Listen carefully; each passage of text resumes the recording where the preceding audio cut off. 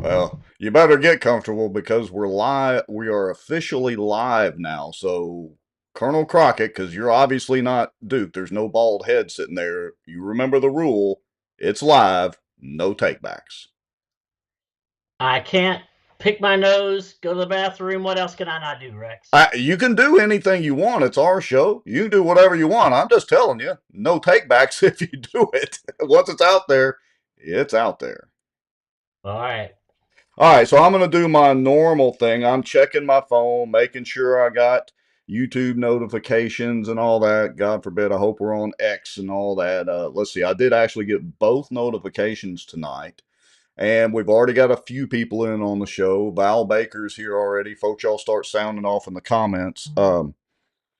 So let's start off with obviously, most folks probably already know you, but you are not Duke Lowry. Not tonight. Not tonight. You are the substitute host, the substitute teacher for the evening. Duke and Kara had to go out of town, and so I think they had to leave sometime this afternoon or something like that. But we wanted to go ahead and bring a show tonight, and I figured who better to do it and sit in the co-pilot's chair over there than somebody who was like actually in the Air Force, retired colonel, and all that sort of thing. At least has some experience with piloting a plane going down. I think I can handle the stress. And Rex, I just wanted to say thank you for asking me to co-host with you. I look forward to it. I think we just went through a lot of really good experiences together, both not necessarily that the end result was what we wanted at the bond commission, but we did that together. It was a large group of people, and I thought it was very well organized. And then of course the city council meeting tonight. So Yeah, we we'll have talk a about it.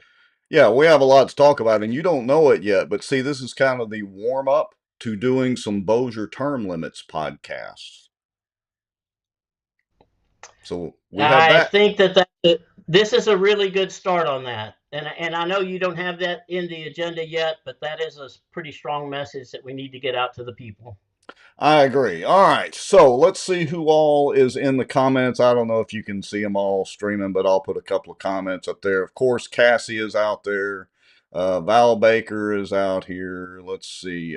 Greg Bell. What did Greg Bell say? He says, David, if you don't correct Rex on that pilot thing, you'll be kicked out of the NAV group. Oh, that's a good point. Did he say pilot? I was a I navigator. Well, see, I wasn't sure, so I don't think I technically said pilot. I said he could help pilot this thing on its way down to crashing and burning, but we'll see how that goes. So, yeah, good point there, Tell, Greg Bell. but Greg, I want you to know that I will expose myself the correct way in a little while. That sounds dangerous already. Ruth Pope Johnston is out there. She's saying hi. Let's see. Robin Triplet Simmons is here. So Robert Goodwin is here. Anyway, whole bunch of y'all here. Here's the agenda for tonight. We're kind of winging it like we normally do. We're going to talk about the State Bond Commission meeting, and like the Colonel said, we're going to also dive into some of the City Council meeting. It was a 2-hour marathon meeting, so we won't be able to get into all of that, but we'll get into as much as we can, and we'll just take it from there. So, Colonel, why don't we go ahead and let's do the countdown and our intro.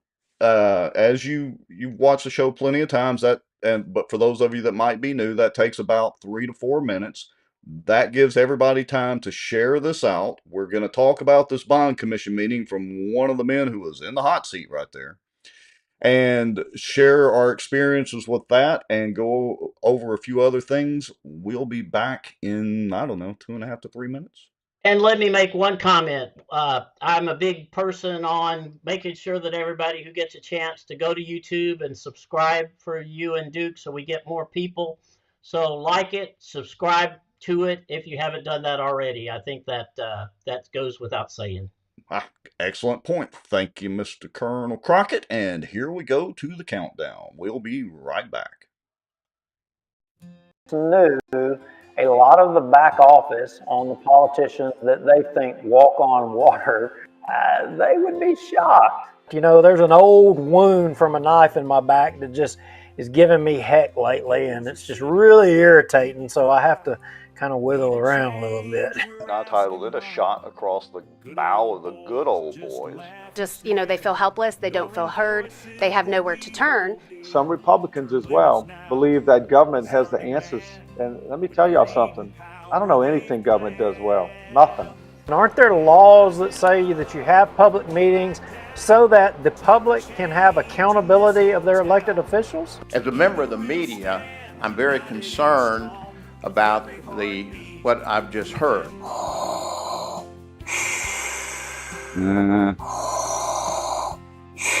Well, I'm not thinking Star Wars at all. I'm thinking zombie apocalypse. Oh, folks coming from the border down there? Yeah, it's going to border. It's actually going to Mexico, the buses. Doesn't mean they interpret it the same way that I do. For instance, the Second Amendment. I take it very literally. That's been interpreted different ways in the court system all the way up to SCOTUS. We're still right now combined on both pages and YouTube at 264 people watching. That is amazing, folks. Through conscious, shocking actions, which in turn would enrich sitting city council members Scott Irwin and David Montgomery Jr. In theory, it's an every week thing. We got to double check and make sure it's like a miracle any of this actually works. This live broadcast is brought to you by The Outdoor News, fishing and outdoors for our area. Acadiana Mortgage, over 25 years in the mortgage business. Pelican Training and Consulting. Reach out to Julie Ferris. Smarter Geek, making technology easier. And folks sharing information and watching out. Now, grab your popcorn and a drink. Here we go. I think you might be one-upping Mr. Lowry on his gas mask. Well, Rex, I don't have a sucking sound that I can do because I'm not hooked up to a comm cord, but I just wanted to respond to Greg Bell. And yes, I was a navigator for about 25 years of my 30-year Air Force career. Ah, excellent. And I was a squadron commander at Barksdale Air Force Base. So hey, those are some of my fun things. I am in honored presence here with you tonight. Well, thank you. Well, I'm going to unveil. All right. So while you're doing that, we'll go ahead and let's get through some of the initial banner that I may have missed. The Colonel, you already kind of introduced yourself. We actually did mention that we are probably going to start a Bossier Term Limits podcast. I think that would be interesting. Have obviously you, Duke, maybe Wes on, maybe Cassie if she wants to join us, Miss Alice, Miss Ruth. I think that would be fun.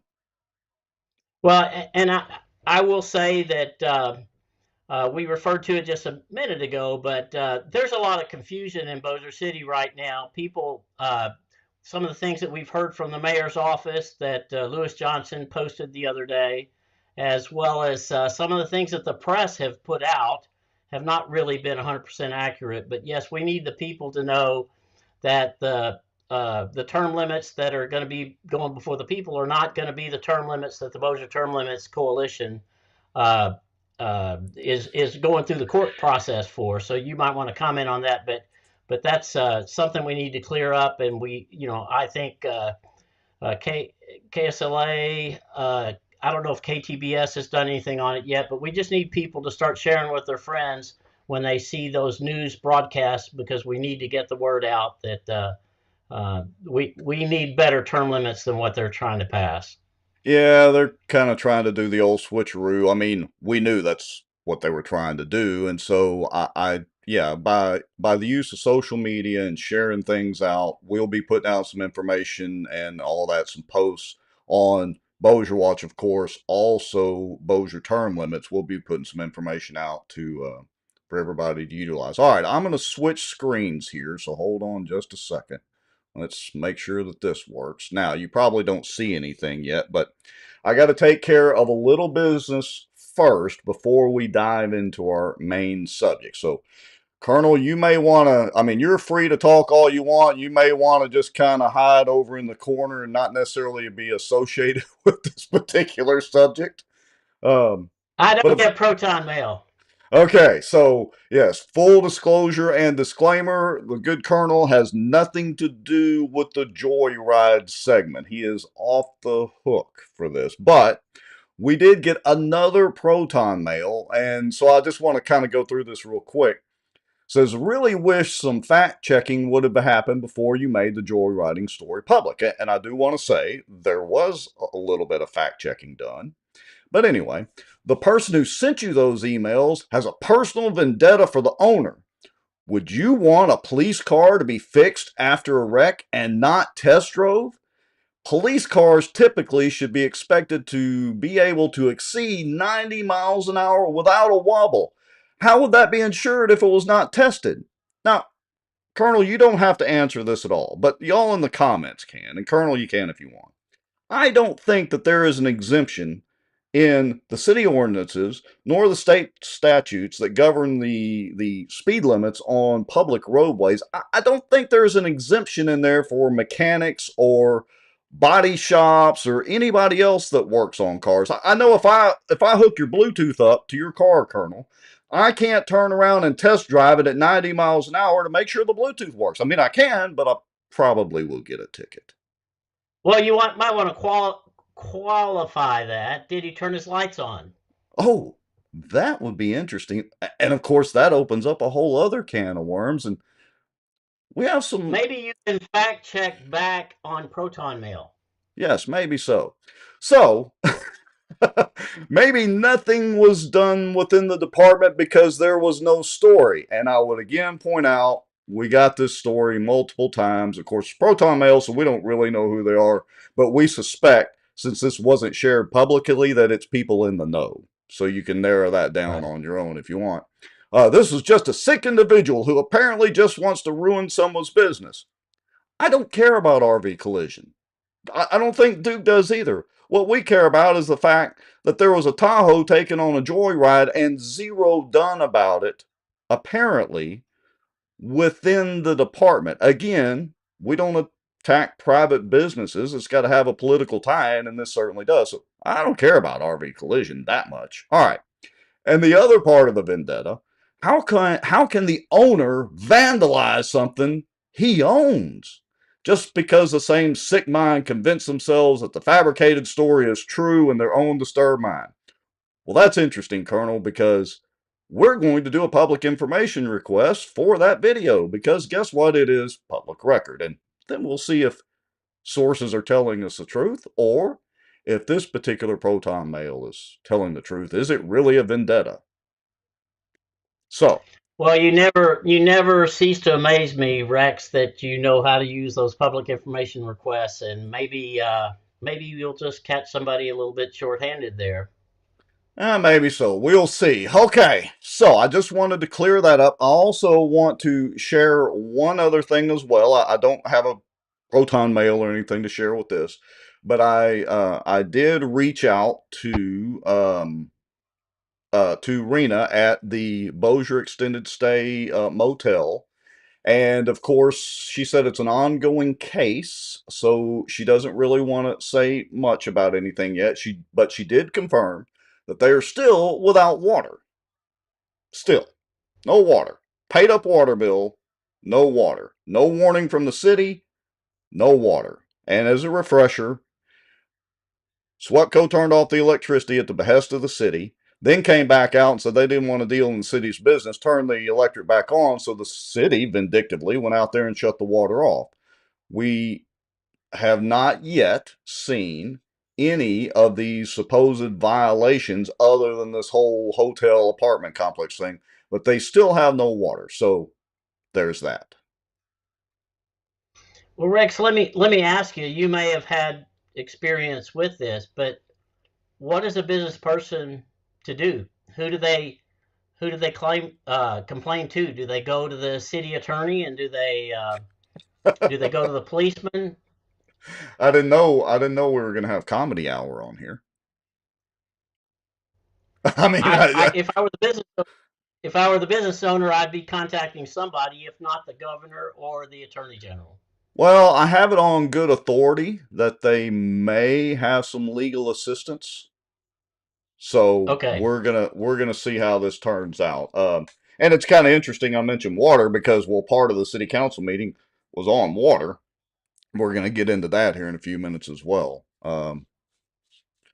Cassie Rogers. So, see, I gotta disagree with you, Cassie. Cassie says, "Are they still allowing people to rent those rooms?" Geez, well, I think she meant shut it down.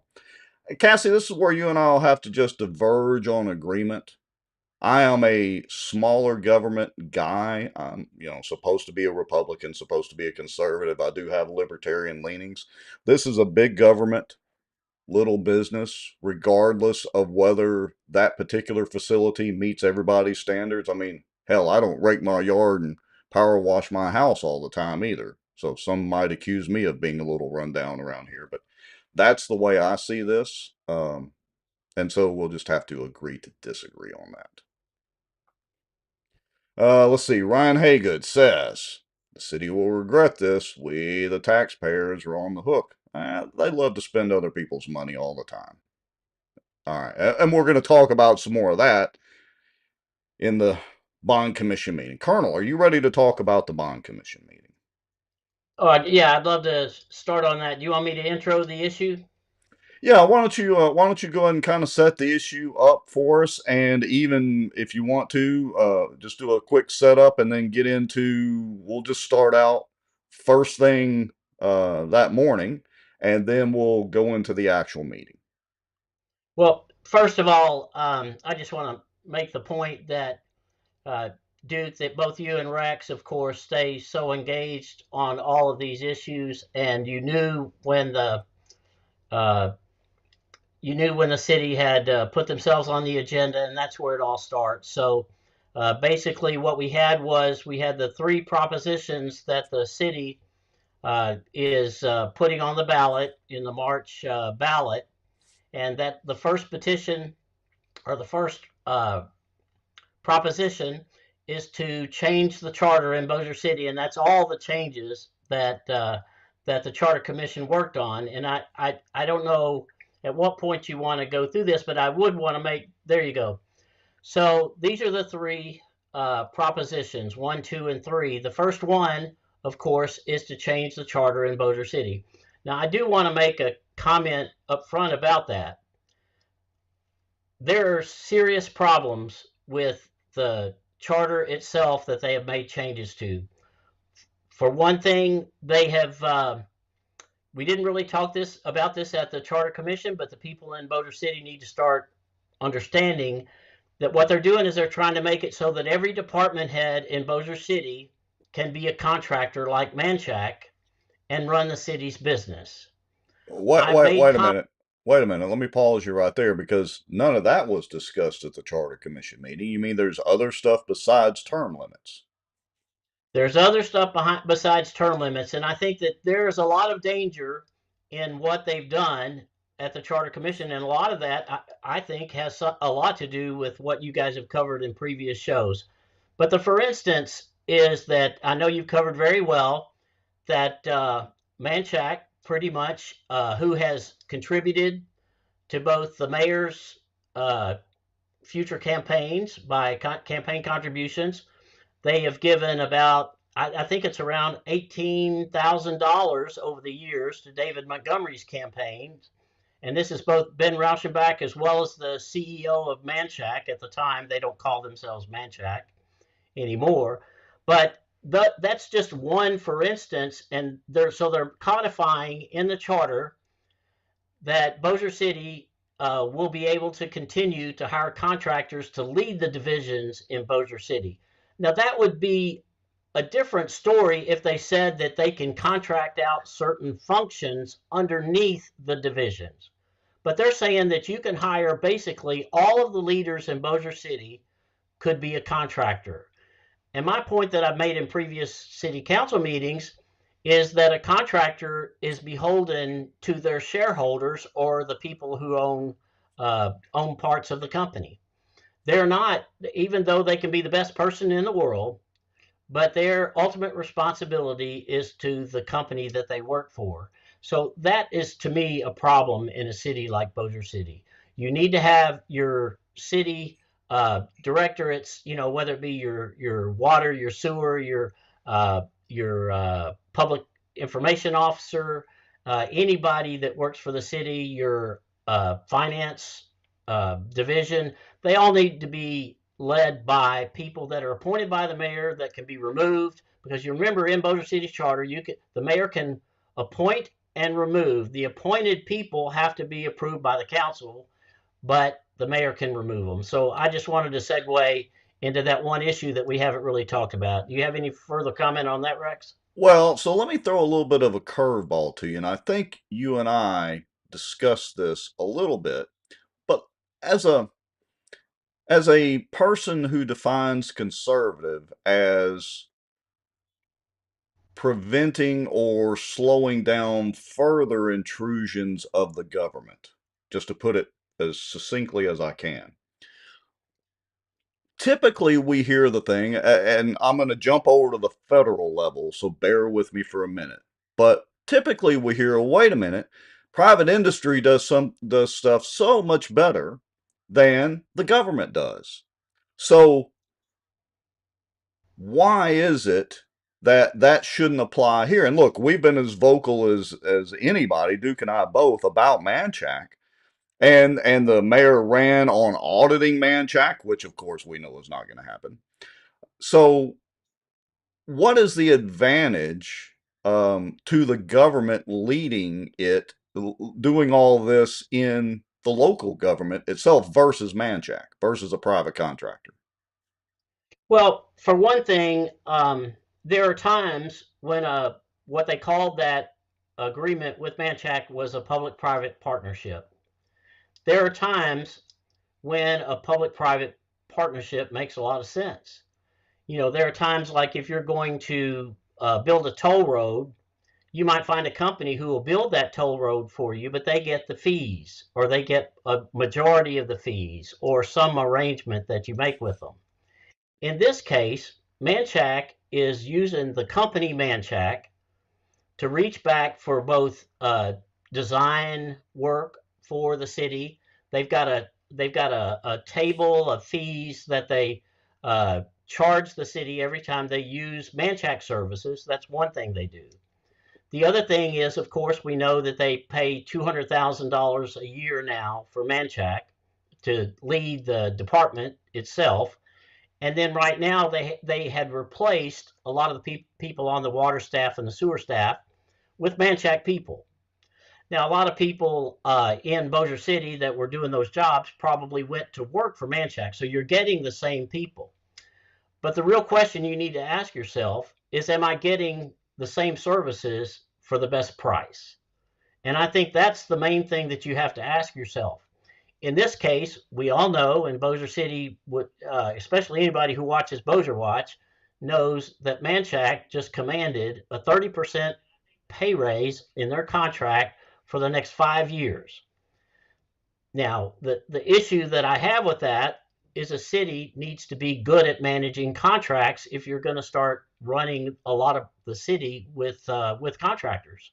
I was a contractor in the Air Force. After the Air Force, I worked for Booz Allen Hamilton. I helped Booz Allen Hamilton win 2 contracts. I was able to, because we had to compete for it, we had to compete our price lower. In this case, Manchac commanded the 30% and no one negotiated with them. So when you have Manchac, now when we were in the military, I as a contractor could not exchange money or anything of value with anybody in the military of any significant value. In this case, Manchac is contributing to the campaign to the people that are hiring them and giving them a pay raise. So I think that one issue, yeah, imagine. But I think that's something that we need to talk about. But that's only one of the things that I see that's a problem. One of the other things that I see in here that I would have concern about, they added a provision in the charter that allows them, if anybody on the city council has an investigation or something that they need to have investigated on somebody that they think has done something inappropriate or illegal, they can compel you, if you're a city employee, that you will be fined $500 if you don't deposition or cooperate. Now, you know that one of the things that have happened recently is that when apparently somehow that you got some recordings of city council meetings. So if Right. the city wants to go and investigate, which may have been the driving reason for this. So there are freedom of speech, or what would you call it, whistleblower issues. Bossier City does not have a whistleblower clause. You would have to reach back to state statute, so it's unclear, whether you as a worker in Bossier City have a right to do a whistleblower complaint to Bossier Watch or to the government. Well, So I think, let me get you to pause right there for a second. So, to me, it's a fear and intimidation deal. So let me give you a good example. Today during the city council meeting, and we'll get to that, you gave a very good spill on your First Amendment rights and assertions versus what their rules of decorum are. And here's the thing, you were absolutely correct in what you said. But they know that if they haul you out of there again, and I am jealous, by the way, you and Miss Alice both have been escorted out by the city marshal's office, and we in 4 years have not. But that's a whole other conversation. But what they do is they know that most people are not going to fight that in court because it costs money to file a lawsuit. And that's what you would have to do. And, there's the old saying, you can't fight City Hall. Arguably, we're kind of sort of been fighting City Hall for the past couple of years. But you can't fight City Hall because they have all of our money together. And so I want to point that out, that by them putting that clause in there with the $500 deal, even if it wouldn't stand up in court, it's a fear and intimidation deal, and it has a chilling effect on people's whistleblower and First Amendment rights. You're absolutely correct, because they know most of the city employees probably don't get paid enough to file a lawsuit against the city anyway. well, and it's really so abusive that they would put that in there where a city councilman can do that. But there's nowhere mentioned in the new charter change that the mayor or a city official can file a complaint and investigate somebody on the council who's violating Louisiana open meeting laws or anything else. So I think that that is something that I think is unfair that's in there. I think it needs to be talked about, and I think mainly kudos to Wes Marriott and Bossier Watch and the way you guys have covered these First Amendment rights for Bossier City citizens over the last couple of years. But everybody should be watching these things. I talked to, Cassie tonight. All the speakers who spoke tonight did an incredible job. But we need to listen to those things over and over again, because if we don't stand up for those rights, and the bottom line of what I said tonight was that the city council wrote those rules, and they can write rules that are reasonable, but they can't write rules that are unconstitutional. Correct. So I think that's the bottom line. Yeah, the Constitution trumps all, and they tend to forget that. Okay, so let's move on to let's just summarize real quickly the Charter Amendment Proposition 2 and Proposition 3. Now, to be clear to everybody, this is the Clown Show Charter Commission's what we call watered down version of term limits. And we're showing them here for reference. This will be on the ballot, March the 27th or 29th, whatever day that is. So these will be on the ballot. So, Colonel, can you just quickly summarize these two charter amendment propositions, and of course, what their ultimate goal is? Yeah. So, of course, we know that the Charter Commission was there really competing against our retrospective retroactive term limits. They're calling these prospective. So once this election is over, as you read at the bottom of the second paragraph of proposition number 2, it says that if they that service being during the term of office that began on or after January 1st, 2025, these city councilmen or the mayor, the same wording is in there for the mayor, that they will not assume office until July. So after this next election, anybody who runs for office will get 3 more terms, so another 12 years. Now, where that applies is, of course, we feel like that Bossier City is wanting change, that the 3,000 plus, about 3,500 people who signed petitions in both petitions, that they want change now, and they don't want these city councilmen who've been in office. And let me say this, David Montgomery has been a councilman for 24 years after the end of this term. Bogdan Williams has been in for 28 years.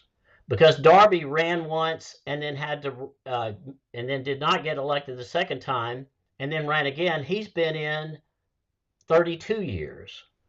So Bossier City wants change, and I think that that's what this is all about. And I think that's the crux of the whole thing, is that one of the things that came out during the discussions, some of the senators and representatives in the Louisiana legislature made the point that this is term limits, and it's not. You basically, in the case of Darby, you could be, if you add 12 more years, he's almost 100 years old.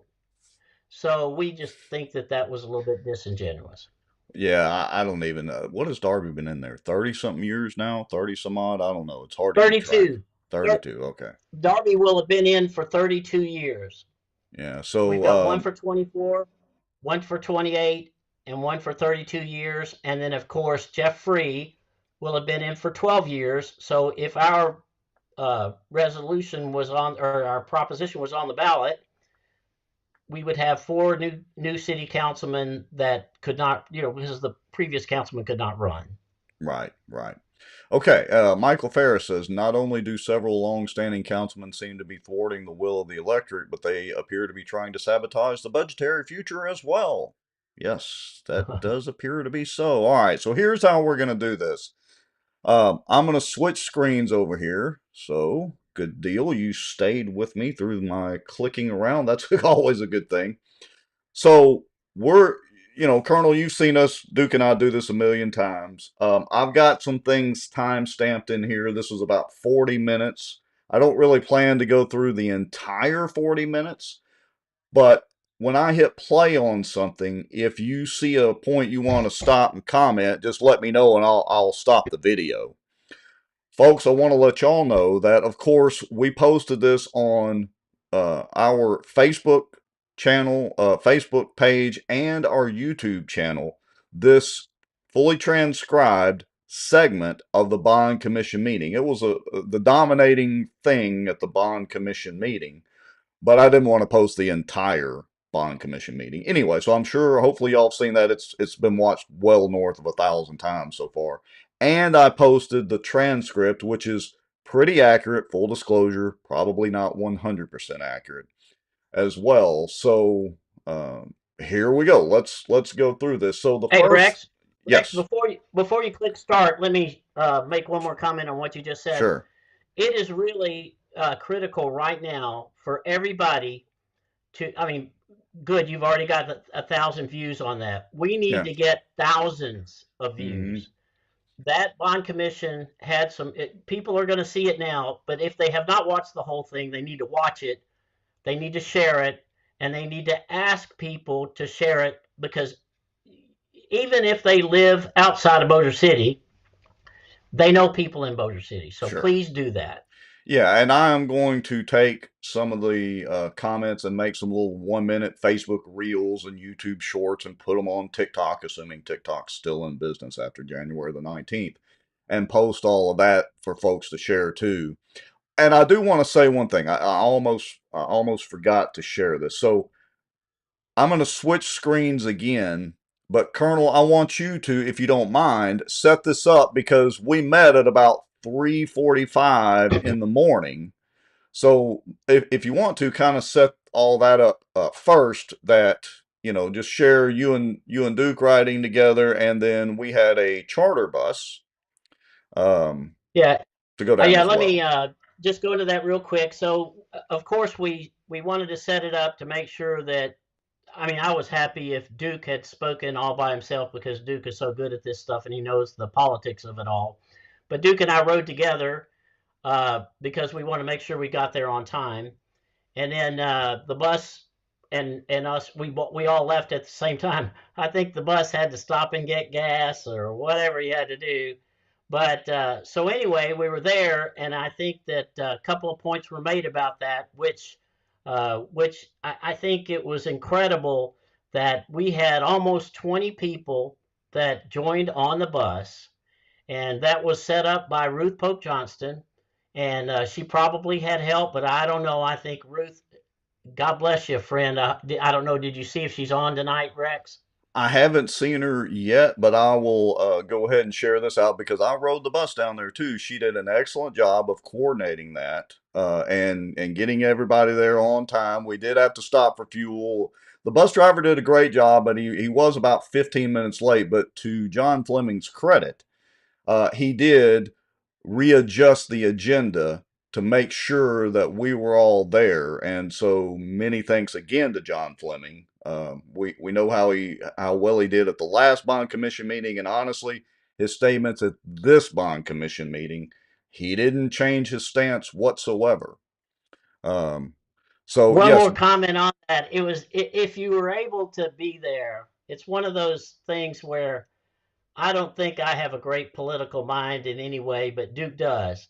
And so we're sitting there, and Duke is writing the whole way and editing his comments, and we just fed off of each other. And that's one of the things that I love about the whole Bossier Term Limits Coalition. And I will say this, Rex, this is a coalition. There are about 30 people maybe who kept this ball rolling on the streets, walking. People like Cassie, people like Ruth Pope Johnston, anybody, Republican Party.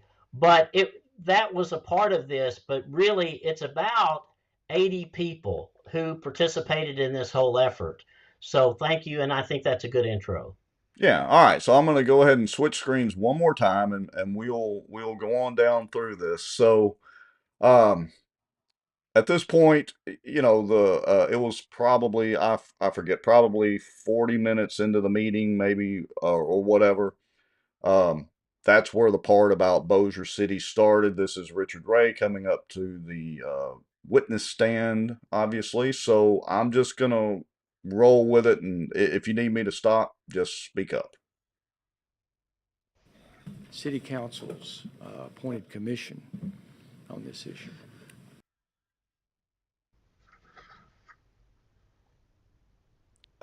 Well, hold on just a second. Platinum audio. Well, while you're doing your audio, let me do a little bit of a. Go ahead, keep going. All right, here we go, folks. For the city of Bossier City, I also was a member of the Charter Commission. The city attorney was out at the time with a major health issue, and on a charter commission under our charter, the city council, we have 7 city council members and a mayor. The 7 members of the city council appoint a citizen residing in Bossier City, and the mayor appoints 2, and then the CAO and the city attorney are ad hoc, non-voting members of the Charter Commission. Now I want to stop right there and do 2 things. I want to address Miss Jerry's question. She said Mr. Ray brought members with him to the bond hearing. Who were they? That guy sitting beside him is from the Baton Rouge law firm that the city, and I think a lot of municipalities hire, as they're trying to get things through the bond commission.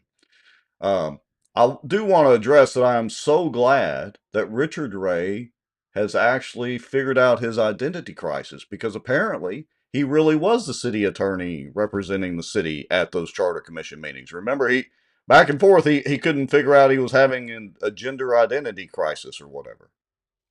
He's waffled on that several times, but I think every lawyer has a right to do so. let me just preface what you just said also, Rex. None of the people, you can see some of our delegation up in the far left corner on that, but to be the setting here, you've got about, I think it was 3 or 4 legislators from parts of Louisiana, not from Bossier City. You had a couple of senators, and you had Miss Friel, who is the senior legal advisor for the governor who was there, and that plays into this in a little while. You know Miss Friel from past experiences, but she's Yes. she'll show her frustration later on, and I think everybody will enjoy that. All right, here we go. And so I also appear here as an active member of that charter commission. We started meetings almost a year ago in January of 2024. We had approximately 25 meetings. Some of those included town hall meetings. Some of them were 3 and 4 hours long. There's hundreds of hours that were put into that by representatives of the elected body, all of which are not on the same page with this. Some are in favor of a retroactive version and some are not. And I'd like to point out some were in favor of the retroactive version and then swapped their position. That Benedict Arnold Jeter. But anyway, I digress. Here we go. I think his moniker now is Judas Jeter. Judas Jeter. The elected officials. But they made appointments to a charter commission and impaneled a charter commission. And the charter commission made recommendations to amend the charter, which is very important, and I don't want it to get lost on this group, that there are 3 items that we would ask be placed on the March 29th ballot, and that is an amended and restated charter.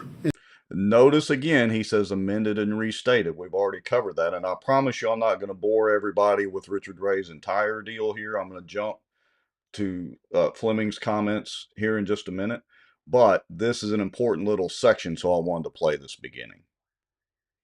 And this is the first time that we've had a charter amendments in 20 years in Bossier City. And I think that the one thing, there's people here that disagree on some things and different positions, but I think that we can all agree, everyone that's here from Bossier City can agree that there were changes that needed to be made to the Bossier City Charter. And the Charter now, let's Commission. Pause there, Rex. Yep. I think we really need to clarify the reality with that. What, the 20 Bossier years? City, yeah, Bossier City is Well, functioning. All right, so but let me pause you for a second, because when we get to Duke's comments, he lays it out pretty succinctly.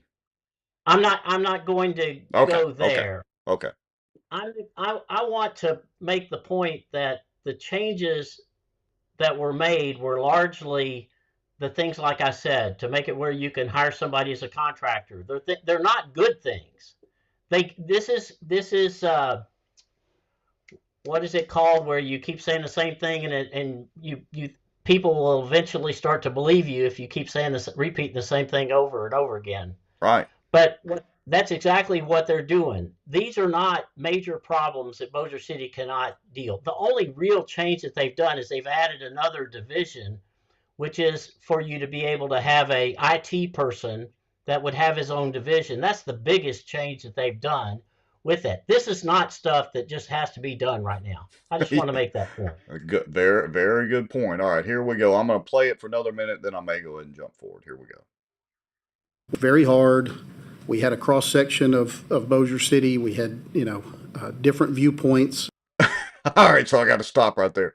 Does anybody remember a very good cross section of Bossier City in that charter commission? I mean, I think on some show and some other folks that made comments at those very meetings, I think they had counter positions to the wide diversification on the charter commission. I mean, we had the wife of the city judge, also a police juror. She is also a lawyer for the sheriff's department, among other things. We had the wife of the city marshal. We had a Democratic executive committee member who is also on the NAACP, but also apparently gets some sort of funding for his housing deals through the city or some kinds of grants. I don't know. Am I leaving something out here? No, I think you've summarized it. But Lee Jeter runs a nonprofit, and then he gets assistance. He either gets property donated, or he gets a early, maybe it's offered to him that he can buy certain properties, and then he deals with it that way. But that's a very good point. I think almost everybody that served in the first part of Bossier term limits or Bossier Charter Commission, that 5 of those people that were appointed, and remember, no one was ever appointed from Darby's district, and then Williams until the very end, and the guy who unfortunately died and never actually appeared at the Charter Commission. The other thing is Williams appointed somebody from outside his district, and they did appoint somebody from Williams' district that participated, but the people who were appointed later on, the 4 that were replaced, only went to a couple of meetings. One of those meetings was where they had a workshop that they studied the issues, and then they just voted on them, but the people never got a chance to comment to them. Yeah. So, Richard Ray, look, Richard Ray is doing his job of putting the best spin on this BS that he can. So I'll give him credit. And hey, he did get mission accomplished this bond commission meeting. So, all right, let's move on forward. Here we go. I think I'm going to skip forward to about the 10-minute mark. This is where John Fleming starts giving a little pushback, let's just say. Here we go. You're saying they could be on the same ballot, but as I understand it, the city council has blocked the coalition's version, so it can't. Now, what he's talking about there is, could the people's petition, as we call it, end up on the same ballot? And there are problems with that, folks. That's pretty much an impossibility. Not totally impossible, but pickings are slim on that. But where the people's petition, which is held up in court by the city council now with Cassie's lawsuit, could that potentially be on the same ballot with the term limits resolutions that we showed you earlier in the show? And the waffle question is, well, potentially, but Fleming's not cutting him any slack on this. So here we go. Can't move forward. Well, I wouldn't say they blocked it, but if the Second Circuit orders that it be placed on a ballot, then it will be placed on a ballot. Right. And y'all heard that was our contingent laughing in the background. Because Richard Ray is trying to say or allude to, oh, the city didn't really block it, but Fleming's not having any of that. And I'll give you a chance to respond in a minute, Colonel. Right. If a court says it has to be done, it'll be done. But they can both be on the same ballot, Dr. Fleming. Right, that's theoretically true, but again, didn't the city council actually vote to prevent it from being on the ballot? Well, they didn't vote to place it on the ballot, and so a mandamus was filed. Thing. Well, yeah, right. A mandamus was filed to tell. That was awesome. I mean, Fleming is such a nice guy, but he was not listening to any of the BS that Richard was putting out. Fleming really has this whole thing nailed, and I'm very. Of course, we need to also credit the fact that he is now running for the U.S. Senate position for our current senator. Yeah, look, based on John Fleming's comments and actions at the charter subcommittee meeting, and based on his consistent comments and actions on news media after that, and his consistent and same actions and thoughts at this meeting, whatever John Fleming's running for, he's got my vote if I can vote for him. That's all I'm going to say. He will go head-to-head with Cassidy. Yes, and should beat him handily, hopefully. All right, so Rusty Maddox says, Rex, did you get the comments by the guy next to Fleming? He never made any comments. So, there were no. And we did post a link to the full video, the full Senate subcommittee room video, if you want to watch the whole thing in full context. But this was this is everything that was discussed and what we posted, everything that was discussed concerning Bossier City. All right, here we go. To put it on the ballot. Well, the only point I make here is that you say they could both be on the ballot, but the same people that want your version are blocking, in effect, however you want to describe that, the other version.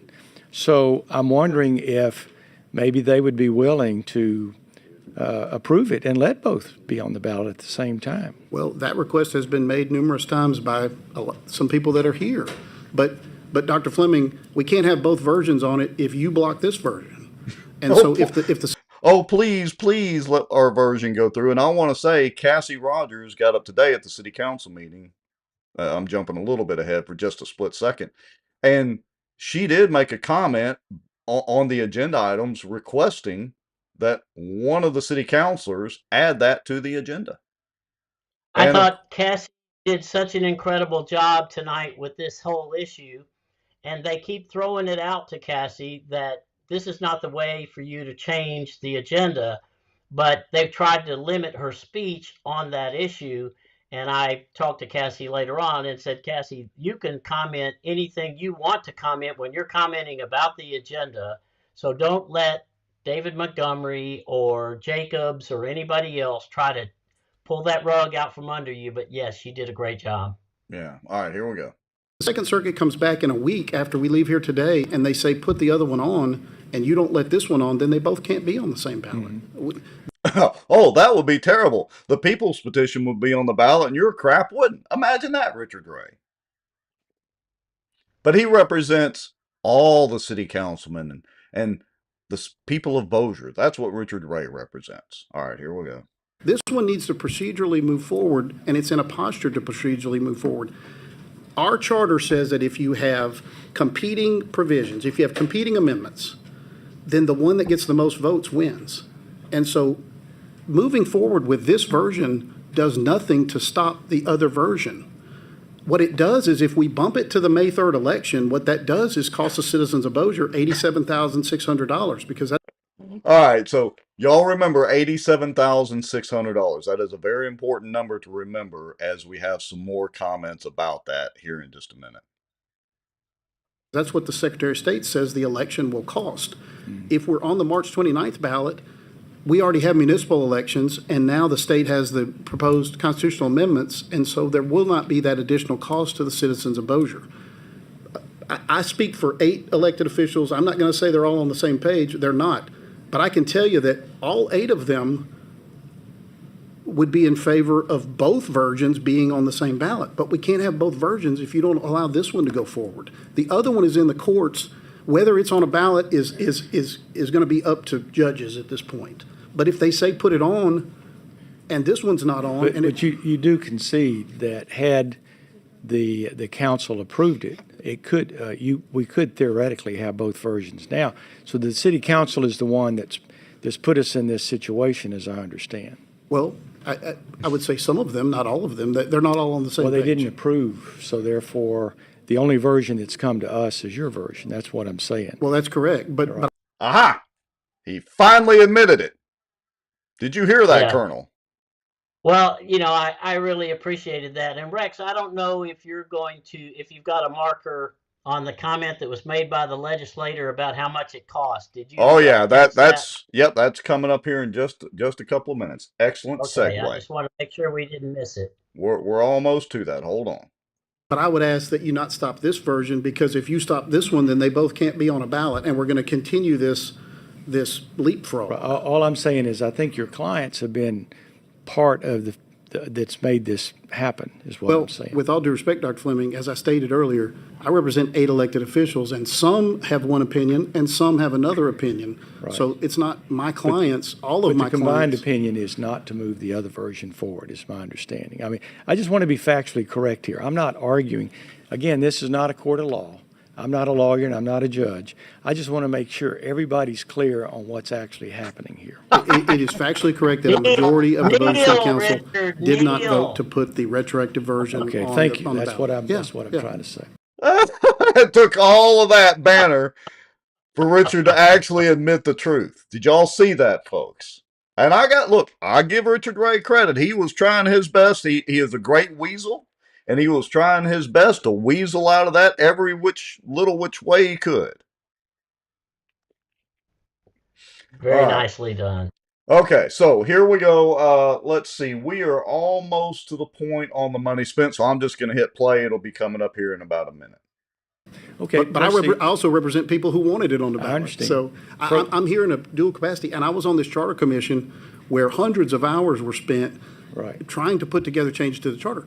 And so it's very important that not only is there the term limit issue, but if you defer this, you're deferring 20 years of changes in a 20 years of changes. Remember, $87,600, and you remember again. I think that's going to come. That's going to come back to haunt him in a minute when Duke speaks. At 20 years of changes, just remember that, folks. All right, here we go.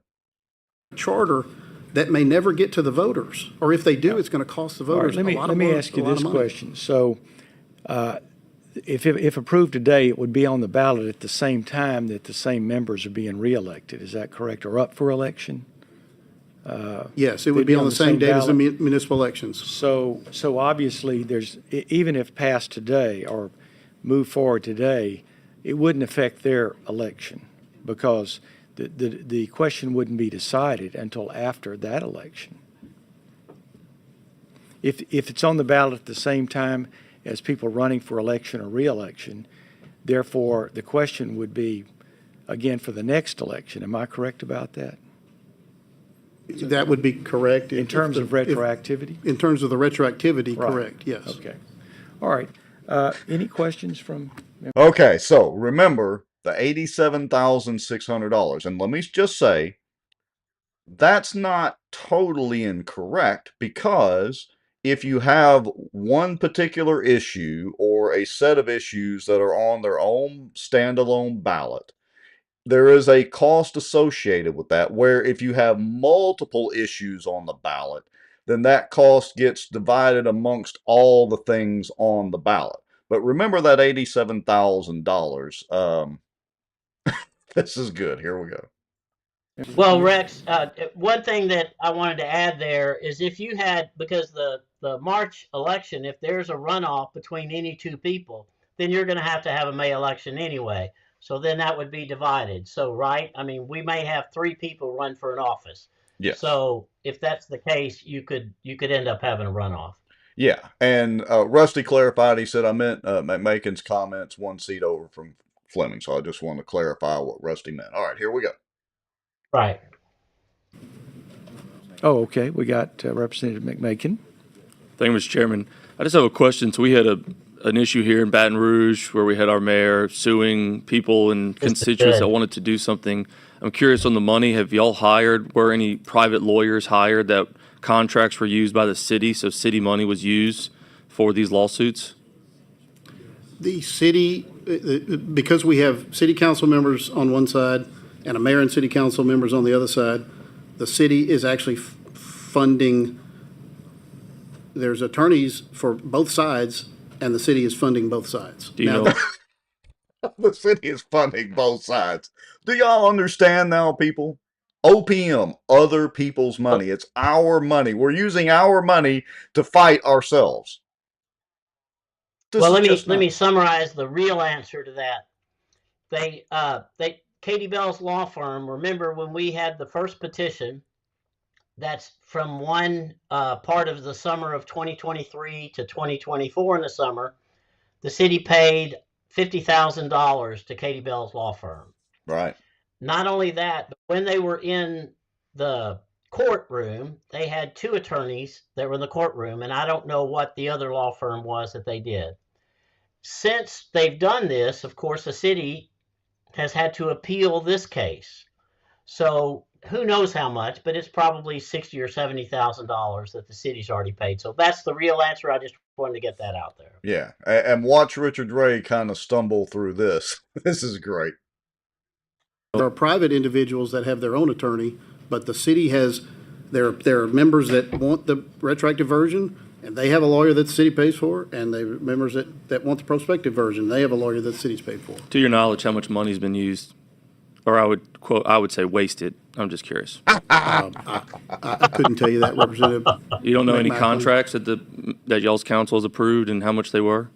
We don't, under our charter, we don't. It goes through our legal department. I would estimate that it's. It goes through the legal department.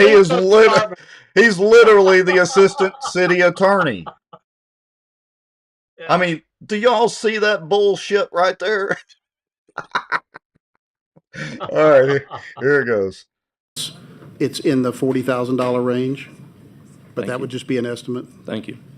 And I would argue a low estimate. I agree with you, Colonel. It's probably bumping six figures.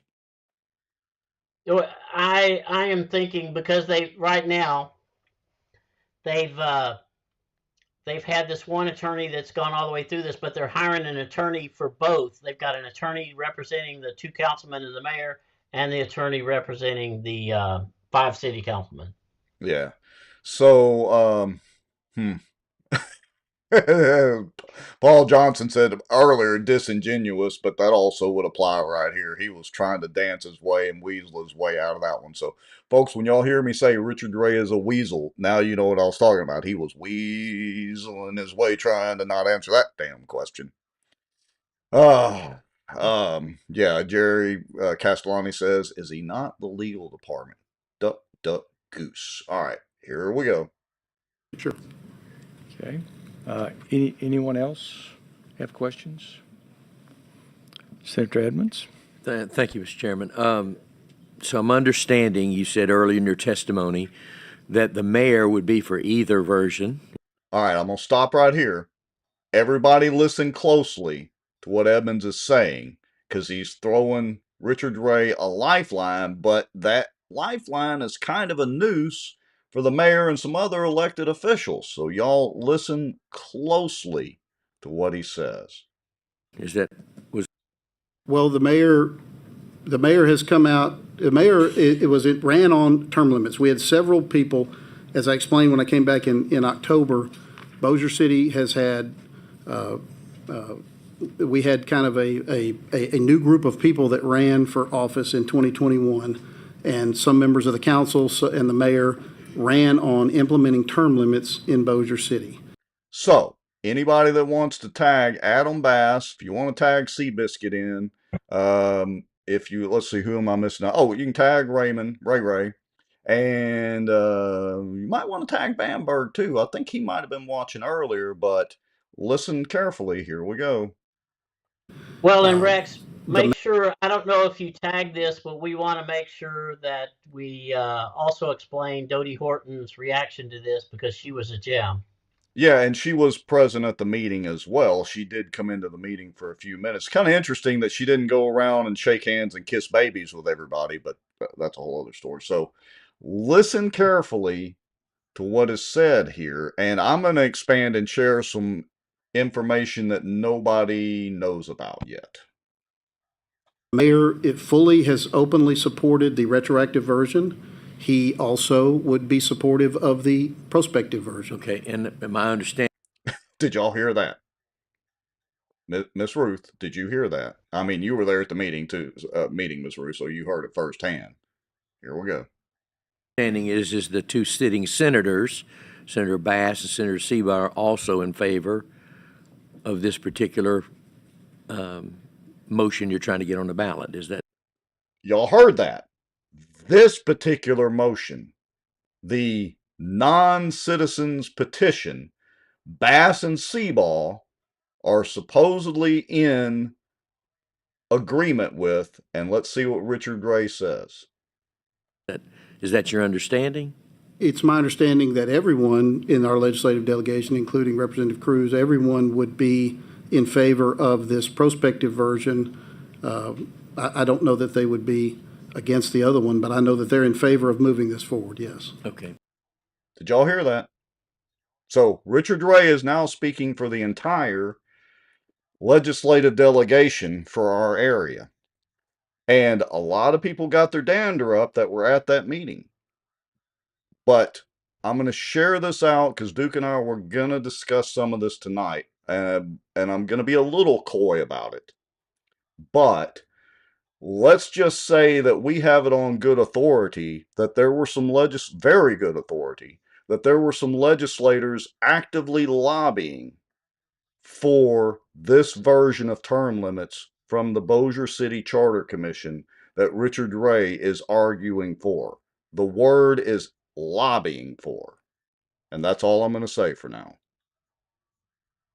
Well, Rex, I think that really explains the behavior of all of the legislators, and we won't talk about how they voted until the end, but it does explain how Duke read the legislators as soon as he walked in there. Yeah, he did. He called it. So, and look, the truth is, we knew that we did not have a great shot at stalling it again. We all knew that going in. So I just want to share that too. Let's see, I just missed a call, but it wasn't from Duke or anybody. So here we go. All right. But the council did not. Was it a split vote again? Was it? Oh, yes. A Yes, split. Yes. Okay. And the council, the mayor continually put forward a resolution to place the retroactive version on the ballot. And the council, on a split vote, either didn't agree to add it to an agenda at one point, or they didn't vote to move. How split was that damn vote? Was I at the same council meetings that the Weasel was in? I think what he's referring to, Rex, is eventually when this was passed, there was the whole issue with when Chris, because of the way the charter reads, thought that it was his duty to go ahead and approve for the resolution to go forward and let the bond commission decide. And I think that's what he's talking about. My point here is that Richard Ray, and I was thinking that while I was sitting there in that meeting, Richard Ray's trying to make it seem like it was split down the middle. That's what he's alluding to, and that's just horseshit. Right. Well, I think the deceptive part of what Richard Ray is doing right there is that we can't. I believe what he is doing is he's misinterpreting that when Chris voted to move it forward, he did not ever vote that he supports this version of term limits. I have never heard Chris say that. I would never espouse that about Chris. I think Chris wants our version of term limits because I believe in my heart that he knows that we need to change the Bossier City Council. Yeah. So, all right, here we go. Forward, and they had, what they claimed to be objections to it, and then prior to the 30 days, a mandamus was filed, and the issue was heard at the 26 JDC, and the judge there did say the council should put it on. Now that it also opens the constitutionality of this has never been addressed. It's not ripe yet. I'm going to skip all that. We're going to jump ahead to Jack McFarland. Yeah. All right, here we go. Yeah. Stay with us, folks. Lots more. So the last action taken by the city council was on November the 5th. The resolution was approved, the three amendments that are proposed, by a vote of 6-1. Is that correct? That's correct. So prior to that council meeting, had there been any unanimous, and that's not unanimous, but it's a majority. Had there been any other votes that had been taken where that number of council members had an agreement to a prospective term limit process? No, sir. Okay, so prior to the commission meeting, coming forth with this resolution of, obviously everybody's in agreements, even the groups that have formed the petition and the council members, now that there needs to be term limits on the ballot in March. I would say that, yes, Representative McFarland. In fact, I would say that they would agreement that it needs to be on a ballot sometime, either December 7th, which is now passed, or March 29th. Yeah. So based on the last action taken by the city council, which was, as the treasurer stated, I mean, y'all had a meeting and it was deferred in October because of a legal challenge. And I mean, that was trying to give time for some of that to resolve itself. And obviously some of it has, in my opinion, been resolved because now you have, to me, a more unified council saying, yes, we do want term limits, although under the proposed propositions, they're not retroactive. I'm not an attorney, so I don't even know if we can do that or can't do that. That's why it's obviously in court. So what's before me today that I have to understand is the last action taken by the council, voted on 6-1, is asking us to put this on the ballot, and that's it. That's correct. Okay. Thank you, Mr. Treasurer. Okay. Mr. Bacala. All right, so I'm going to pause right there. So, you know, I mean, we all know the deal. We all know the story ad nauseum by now. They just have blocked, using lawfare, the people's petition twice, I may add. And they just sidestep it and act like that's never really happened as far as the city council's concerned. Yeah, we're just not even going to talk about that vote. And Richard Ray's going to do his best to weasel out of talking about that vote. And they managed to get down to the goal line. Does that pretty much sum it up? I think that's pretty much until we get to the issues that the legal counsel for the governor. Yes, and as a matter of fact, so I'm going to jump ahead, and really it's just a couple of minutes there, and this is where you and Mr. Lowry sit down. In opposition. Thank you, Honorable Dr. Fleming and members of the Bond Commission. I'm David Crockett. I'm a retired colonel, former Barksdale Air Force Base Squadron Commander, B-1 Vice Wing Commander. I live at 653 Dumaine Drive, Bossier City, Louisiana. I live outside the city limits, but I do use Bossier City water and attend Bossier City Council meetings regularly. I'm happy to represent the... I just want to stop there. Notice Richard Ray, and I know I skipped over some of his comments, but Richard Ray never made an issue of this being brought forward by folks that don't live in the city limits like he did the last time and has repeatedly. I think Duke preempted that with a bus. Yes, I think so. All right, here we go. The Bossier Term Limits Coalition, along with my buddy, colleague, Duke Lowry. I do want to correct a few things, and I'm going to shorten my comments a good bit because you did a great job summarizing past events. I do want to point out one thing that was just stated, and I think we're going to have to differ in one point. In Louisiana statute RS 33-1395.1, it talks about formation of charter commissions. It says that the members of the Charter Commission shall take office immediately after the election or approval and shall propose the charter and submit it to the governing authority of the municipality within 18 months thereafter. It says the charter shall not be altered or changed in any way, but it doesn't say that it has to be voted on within 18 months. So I'm going to differ with what was just said. So y'all caught that, folks, right? So Colonel, why don't you explain the reason? Yeah, I need to address that. What Richard Ray keeps saying is that he's under a timeline. He's saying that if this action is not voted on before the 18 months, that the Charter Commission work is gone. But I just quoted where it says differently, and that's in Louisiana statute.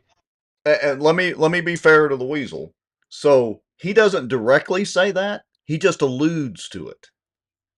Right. Key distinction there. Okay, continue on, Colonel. Go ahead. I think that's the point I wanted to make. Okay, here we go. I don't think there's the same sense of urgency, and I think Mr. Lowry is going to address that.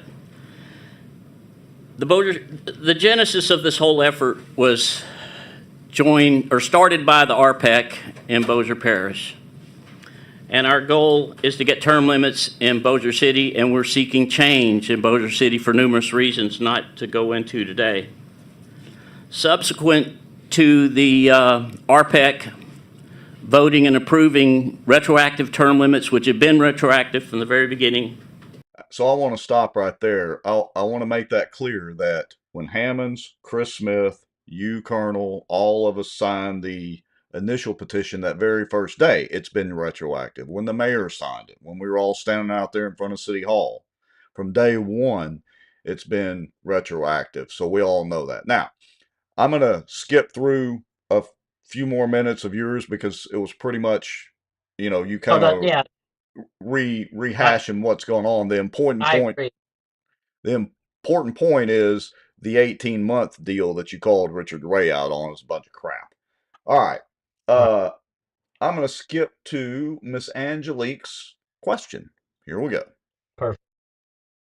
And just in terms of timing, what's the deadline for the Secretary of State to get something on the March 29th ballot? I mean, we're talking about a court decision, but is that even feasible if it doesn't get to the Secretary of State? Isn't that why we have such a long agenda today for elections, because of the deadline? Okay. So it would have to go before the council. They would have to put on their agenda. They would have to move forward with their ministerial non-discretionary duty. That's what a mandamus is, before it would be sent here and to be put on that agenda. That's correct. Right. I just want to make. All right, so let's run through what she's talking about here. All right. So, Colonel, can you break that down for everybody real quick? Yeah, absolutely. What she's trying to get at, let's start there. She's trying to get at that with the holidays and with the fact that there's a suspense for the Secretary of State, she's saying there's almost no likelihood that this will get through the City Council to get a resolution to get the retroactive term limits on the ballot at the same time. So she's trying to make it a moot point that we're arguing to delay their version of term limits and trying to get both of them on the ballot at the same time. Right. But here's the other variable everybody needs to understand. Because the Second Circuit has delayed their ruling and likely will not issue a ruling until well into January, the timeline for getting the people's petition on the ballot is diminishing quickly. All right, because there's just not going to be enough time. And I would argue that it's an exercise in futility anyway, because if the Second Circuit rules against the city, which we expect them to, and rules for Cassie May and the people's petition, the city's just going to appeal it to the state Supreme Court. Now, the state Supreme Court may or may not hear it, but there's going to be a time gap in there, and there's no way the city council is going to not drag their absolute feet all they can in getting anything on the ballot, because they got to go through the meeting process again. So there's that. All right, here we go. Sure that everyone understands that. I think the difference that I would make with what was stated earlier is the statute that I read to you does not say that this has to be done now or even by the May election. We would prefer to have them both on the same ballot, and this is why. There's going to be confusion among the public, and we all know how voters are. They'll remember some things and they won't remember others. We would rather campaign for or against either one that we prefer at the same time. So that's why we would argue to have them on the same ballot. I think you would agree with that. And I'll also defer to Mr. Lowry if he wants to add to any of those. Let me kind of recap here, because I'm getting questions up here, and I want to make sure everybody understands. And I'm going to let Fleming's comments continue, so just bear with us, folks. I know a lot of you have probably already watched this, because what he says is very important here. And, Barry Butler had made a comment. I guess Barry didn't watch this whole video at first about, oh, well, how can Fleming do that or whatever. But I want you to listen carefully to what Fleming says. He is literally the only one that voted no against the city and the charter commission. So listen up. So what happened was citizens, through a coalition and through 2 petitions, the first one, there was problems, so you repetitioned. Right. But it was all timely. It came to the city council. And this is a question I'll ask for Ms. Friel, if I can have your attention for a moment. So this was brought to the city council, and they did not move forward. And so my question for you here is, should they, what was their requirement, their legal responsibility in that case? Unfortunately, no one came and talked to me about this before today, which is unfortunate. And so I'm reading this, but if someone files a writ of mandamus, that means that they're alleging that there was no discretion to the council, that they should have just done it. Yes. Sounds like the trial court agreed with the people that asserted it.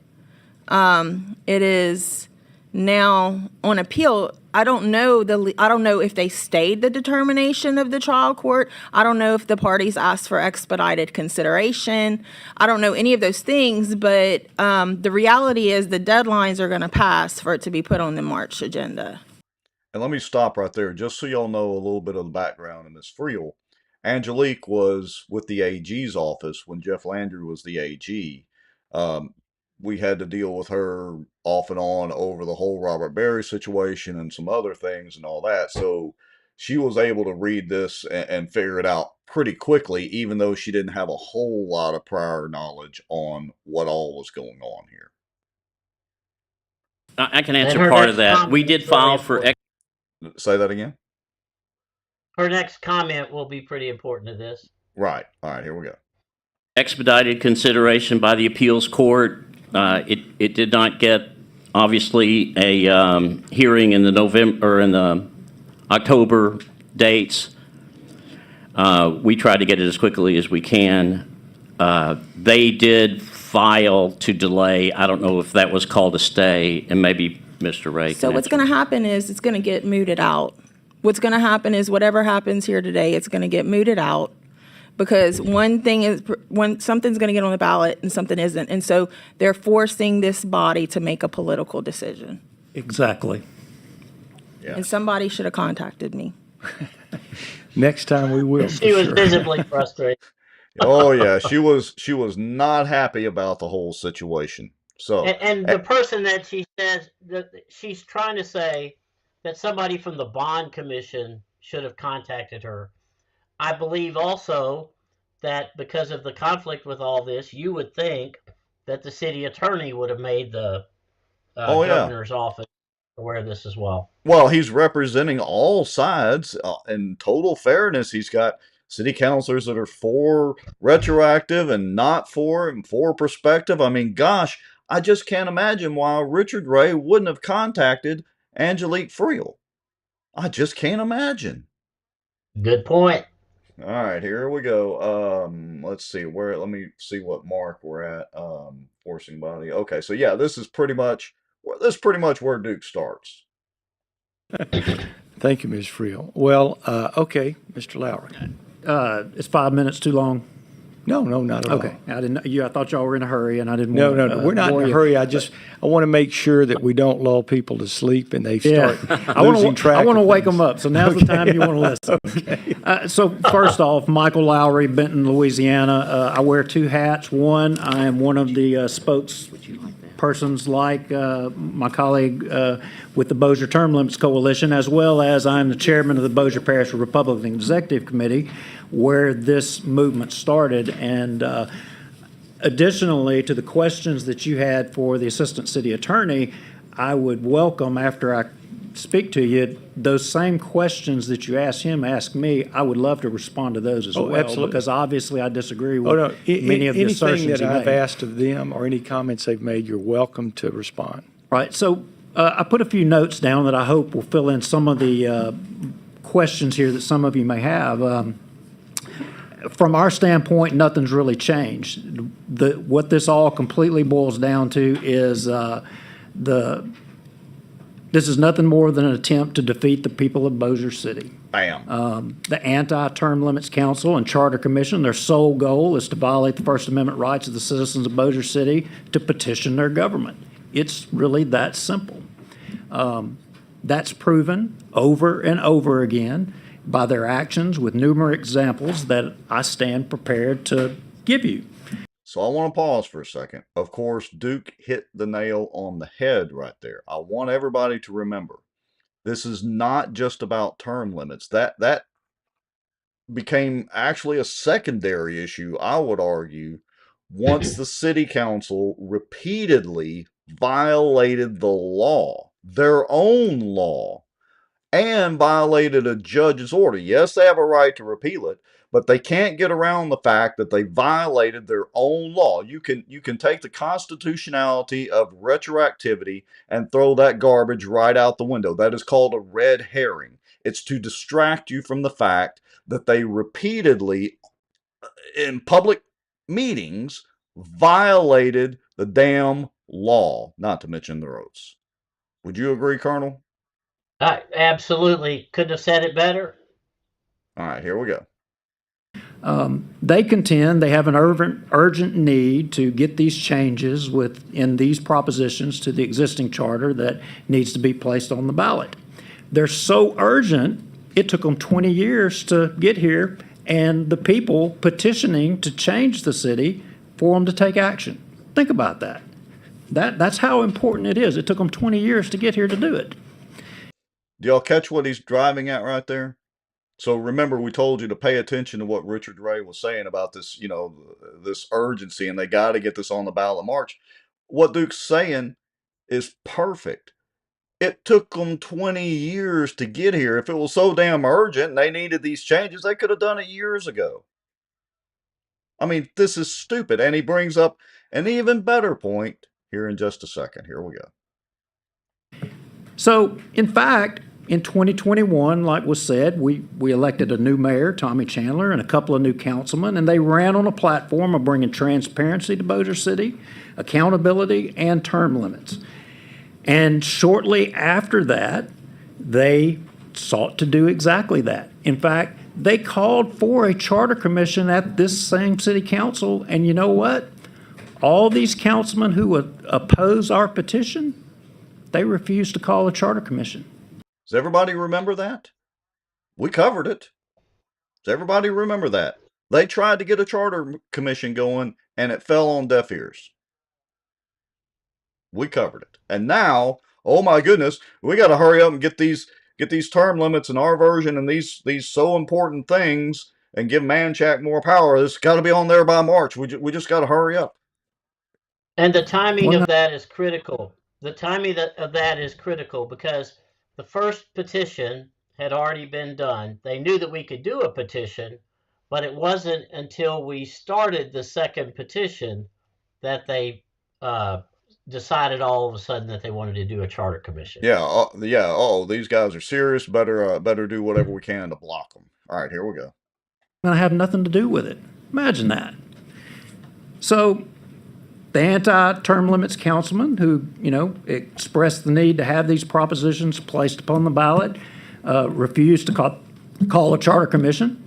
And, don't take my word for it about the purpose of the propositions, but rather let me read a statement of the city judge's wife, who was one of the appointees to the Charter Commission. On 7/22 of 24, the city judge's wife states, quote, "I'm willing to say this on the record because I want everyone to know my thought process. My thought is if this is pushed off and we can't do it before the end of July, it's not going to get on the December ballot, and the voters are not going to get to vote on our changes to the charter.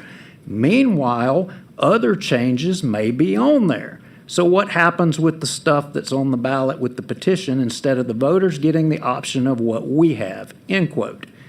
In other words, the purpose of the Charter Commission amendments and propositions were to thwart the citizens' petition to amend the charter to effect retroactive term limits.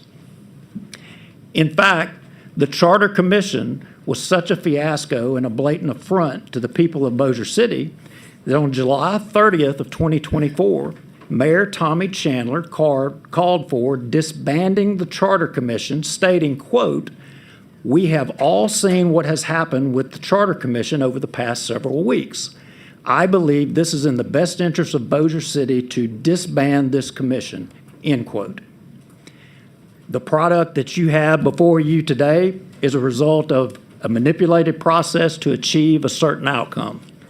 From the appointment of members who have direct monetary interests in the outcome, to the exclusion of representation from certain districts within the city, to attempts to hold meetings without quorums, disparaging information being said to be publicly released regarding the chairman unless he was to resign, alleged walking quorums, secret ballot voting. We even had secret ballot voting in these charter commission meetings. I don't know that I've seen that around this legislature, but, all for the simple purpose of thwarting, the people just simply wanting a vote on retroactive term limits. We expect strongly for a very favorable ruling coming out of the Second Circuit Court of Appeals. We both sat in oral arguments a couple of weeks ago. The judges, in their questioning and statements, were very strongly worded, and anyway, that's an opinion, and we feel very confident. So, in closing, on behalf of over 3,000 citizens, and I want you to keep that in mind, we could have gotten a whole lot more. We could have. I mean, people were ripping it out of our hands. They want change in Bossier City government. And, they wanted retroactive term limits because they want to see a change in the leadership in the government. We have people that have been in there for 24 years. This version that's being put forward, that's going to put them over the 30 and up to the 40-year range. How much is enough? We would ask that you defer these propositions until the court proceedings are concluded, at which time, most likely, the people's petition will be out of the Second Circuit. The anti-term limits, good old boys propositions can all be on the same ballot with ours.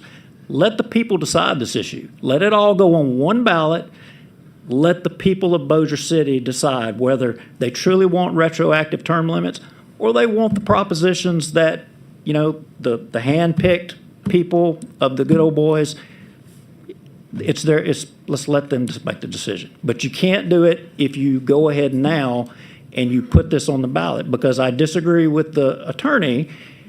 He says that, if the people's petition comes after the fact, it can then amend the most recently passed charter. I disagree with his opinion, and we know I'm not a lawyer, Rhodes Scholar, stupid bill, but I do know that attorneys always say, well, that's just an opinion, especially they attack the AG's office. It's just an opinion. Well, that's his opinion as well. Sure. And okay, we have some questions. Why don't we get to some All questions? right, so let's dissect that for a minute. I mean, of course, Duke, again, was firing on all 8 cylinders. Both of y'all were at both of these bond commission meetings.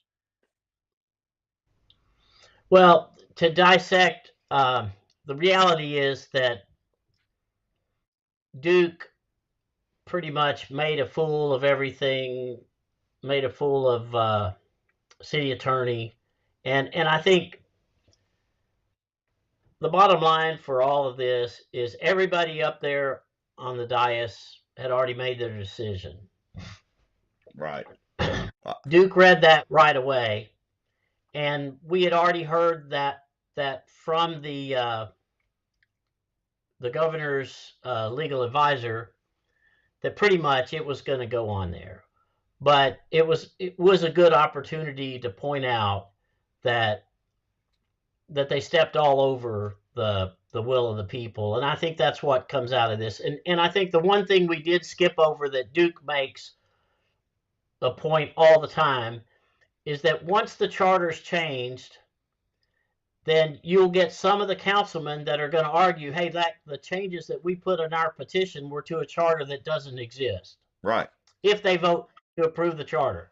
Yeah. Now, which I'm going to throw this in because I don't want to miss it during this broadcast.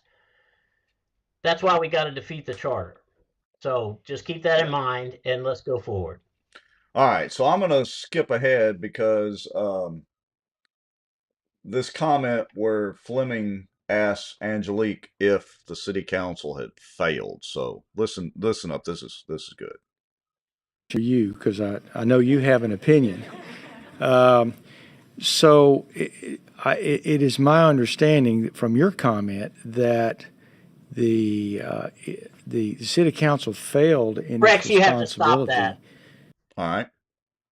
There's a key point there that if you miss this, the reason he said that he knew that Miss Friel had an opinion was there have been numerous times where we've confronted Miss Parks, where we've said, this is what the Attorney General says, this is what the Attorney General says, this is what the Attorney General's ruling is, or his opinion. And she always says, it's kind of like saying that everybody has an opinion like they have something else. Right. Well, yeah. Well, I think, and that's why he said to Miss Friel, I'm sure you have an opinion. yeah, like in the immortal words of Dalton on Roadhouse, opinions vary. All right, They here we do vary. go. Here we go. To move forward something that they really didn't have discretion in terms of voting forward. This is so key. That's at least the determination that the trial court made. Now, granted, the Court of Appeal could, I guess, theoretically decide a different way. It's just whether or not they have any discretion. It's just frustrating to me that the Second Circuit didn't address this quickly. It sounds like the oral arguments were a month ago, and this could have been avoided had they just decided it. Now it puts us in a difficult position because I don't see where there's any legal impediment for item number 7 to go forward. Item number 7 being the Charter Commission's ballots. I certainly would make Right. myself available if there's a call for a special meeting, but there are so many things that have to take place between now and the time frame for an election that would be difficult. And what she's saying here, folks, just to summarize that very quickly, is all this talk from Richard Ray about, oh, yeah, well, theoretically it could be on the March ballot's pretty much BS because there ain't enough time. That's right. It's just logistically not I enough think time. basically what she's saying that we missed in some of the discussion is that I believe it's January 2nd or 3rd or somewhere like that, any propositions have to be to the Secretary of State. All right, so I've got 2 more parts I want to play. The exchange between Tony Bacala and Duke, because it's great, and then John Fleming's final comments. And so here we go. Treasurer, when was the mayor elected in the current council? In spring of 2021. So 2021, they took office in 22? In 21. They took office January 1st or whatever, 21? They took office in July. July 21, which means they will come back up in July 25. That's right. Their election is this coming March, and then they will take office this coming July. Okay. That, So when is their election?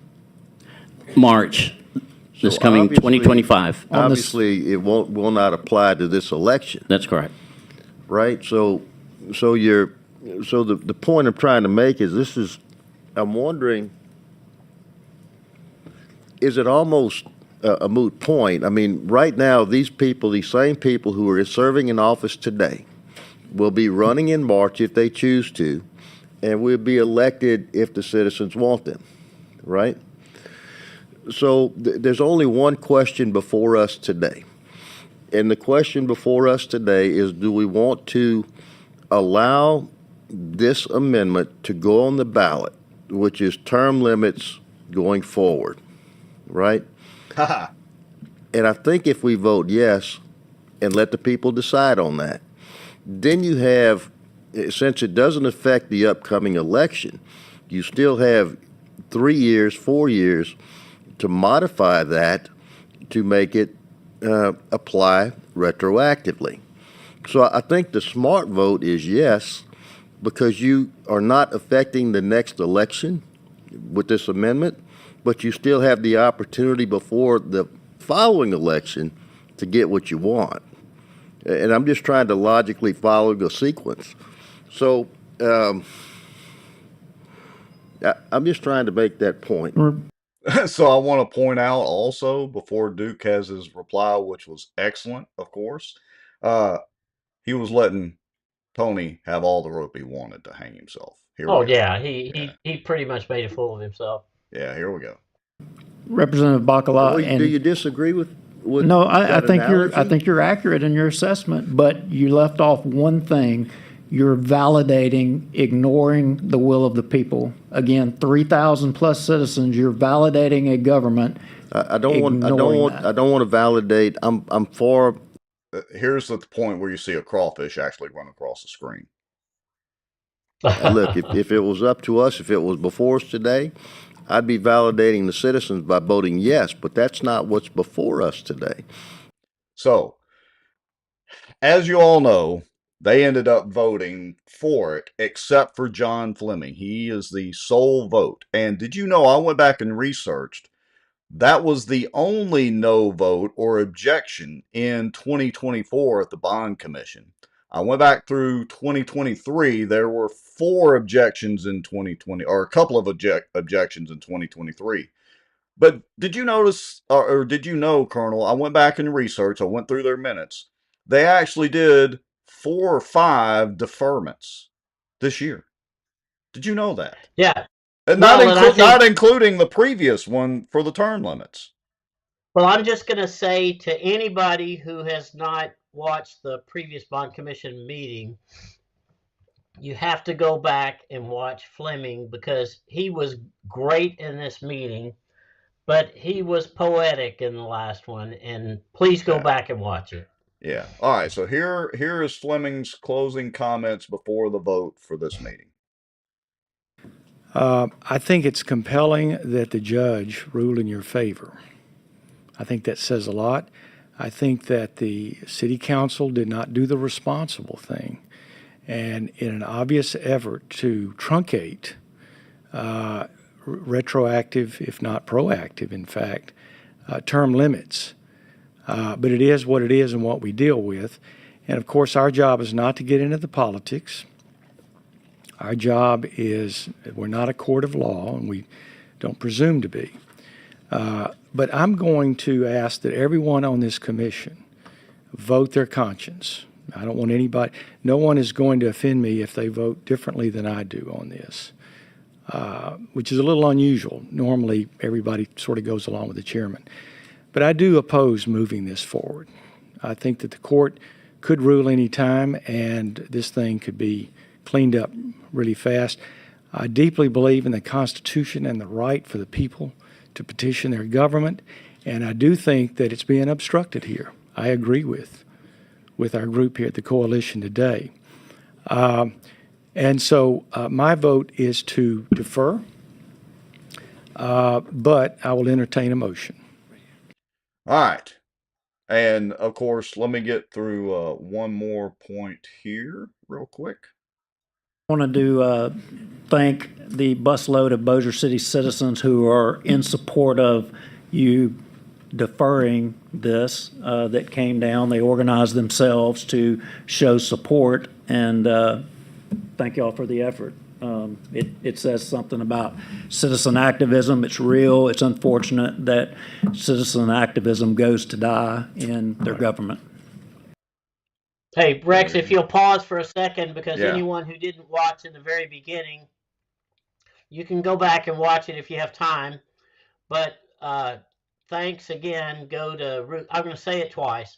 Ruth Pope Johnson took this thing, it took charge of it and organized this to get everybody there. And every time I talked to Ruth, or she had a question, she wouldn't let me do anything. She just ran with it. She believes in the term limits, and just thank you, Ruth, if you're listening. Oh, absolutely. She has been a definite firebrand in this whole ordeal, and yeah, she did organize the bus. She got everybody there on time, got the bus off in time, and it was a fun road trip.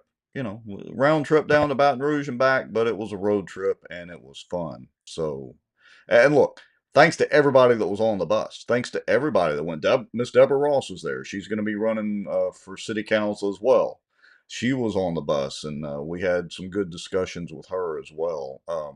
Got a question here. So, Miss Jerry says, how can a commission of a legislative body not render a political position with the power of a ministerial vote? I mean, it's literally a political office, and for them to sit there and say they've been put in this political position, I mean, that's kind of silly, but they're used to just literally rubber stamping almost everything. Rex, I've only met Jerry Castellani, I think one time at a city council meeting. Jerry, you got to start going to these city council meetings. You make some really good points, and we love hearing from you. You can get on the kickout team with the Colonel and with Miss Alice. I don't know if Jerry watched that Bossier watch, but it's not too hard to get kicked out. You just stand up when you're not supposed to. You're right. She also asked, who were the city council members at the bond commission? That would be none, except for Richard Ray. He's representing everybody. Peace, love, and flowers. Yeah, we really expected that possibly Miss Whitman or somebody like that might come with Richard Ray, but they didn't show up. But Rex, you didn't make the comment, and I should have earlier. It was, I didn't see it, but it was told to me that when Richard turned around and saw the Bossier City people walking in, it was a big surprise. And of course, it was announced by Dr. Fleming. But it was a great demonstration of how much people care. Thank you for doing that. We better segue on. I think we're up into the almost 2-hour period here. Well, yeah, I was going to ask you, give me a time frame, because we can always do the city council meeting, on another show. Have you got time to run through at least or hit the highlights of it? I think it wouldn't take. I've got plenty of time, so okay. I think we could go ahead and go through it, and then later on, if you needed to break anything out of this to do any shorts, you could. So we do need to do it because you get more content every time we delay. Oh, right. Okay. So, let's see. Now, to be honest, let me get to the right screen here. So the city council meeting was 2 hours, just a hair over. Well, shoot, 2 hours and 27 minutes. So by the time they got through, I didn't have time to go through and timestamp a whole lot. So we're just going to have to kind of wing this. I'm going to go up to the first time that you came up to speak, which is where you talk about the Bossier Police Department shortage. And I'll just roll through that and let you kind of explain. Here we go. David Crockett, 653 Dumaine Drive, Bossier City, Louisiana. I just would like to request that we either get to ask some questions or that I address them right now for the budget part at the end of the meeting. We don't get an opportunity to comment on that. You're short 14 policemen, 11 firemen on that. I don't think anything has ever been discussed in the city council about whether you use bonuses, whether you need to survey the police to find out what it would take to get them to fill those spots. But I think that this is a gaping wound for Bossier City, and I think that anybody who wants to come and use Bossier City, when you listen to what was said at the workshop about how overtasked the police and the firemen are in Bossier City, I believe this needs to be addressed. I hope this body takes that on and adds it to a upcoming agenda, or at least address it. All right, go ahead. Basically, at the end, if you haven't done this, it is worth saying that the last meeting of every month, the finance director, Ms. Williamson, puts up charts that show the manning and the budget, or not the budget, but the performance of the city in receiving taxes and all those other things. So it's very good information. So you can go find it by going through the city council meeting minutes. I look at that every month. I print them out every month because I want to see the trends.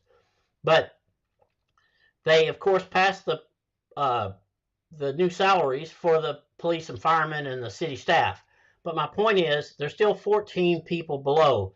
At the charter, or at the workshop for the budget, when it was discussed in great detail how the police and the firemen were saying that, look, we're all overworked. We can't cover our shifts. We're having to cover the jail.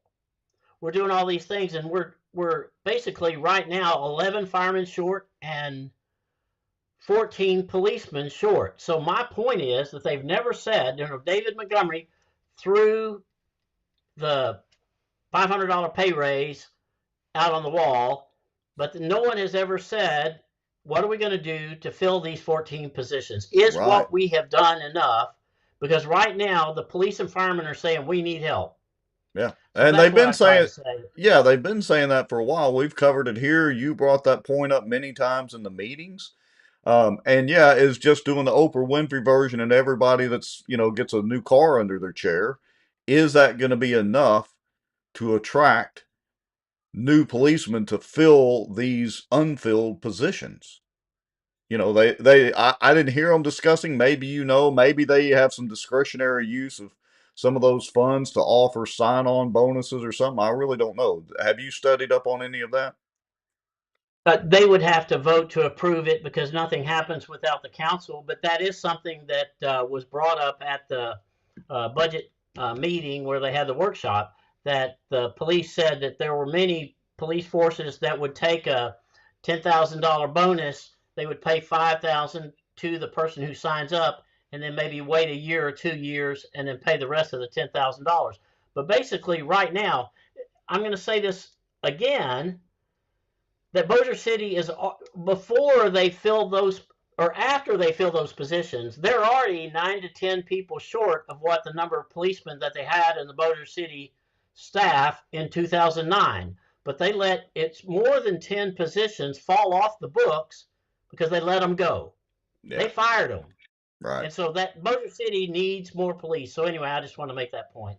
All right, so Miss Jerry asked another question. She is full of questions tonight. That's fine. We appreciate all of them in the comments. And look, we've been holding 70 to 80, bumping 90 earlier people through the show, so we appreciate that. Miss Jerry Let me says, answer a question. Yeah, she says, when are the council meetings and when is the earliest we get an agenda? Take it away, Colonel. Yeah.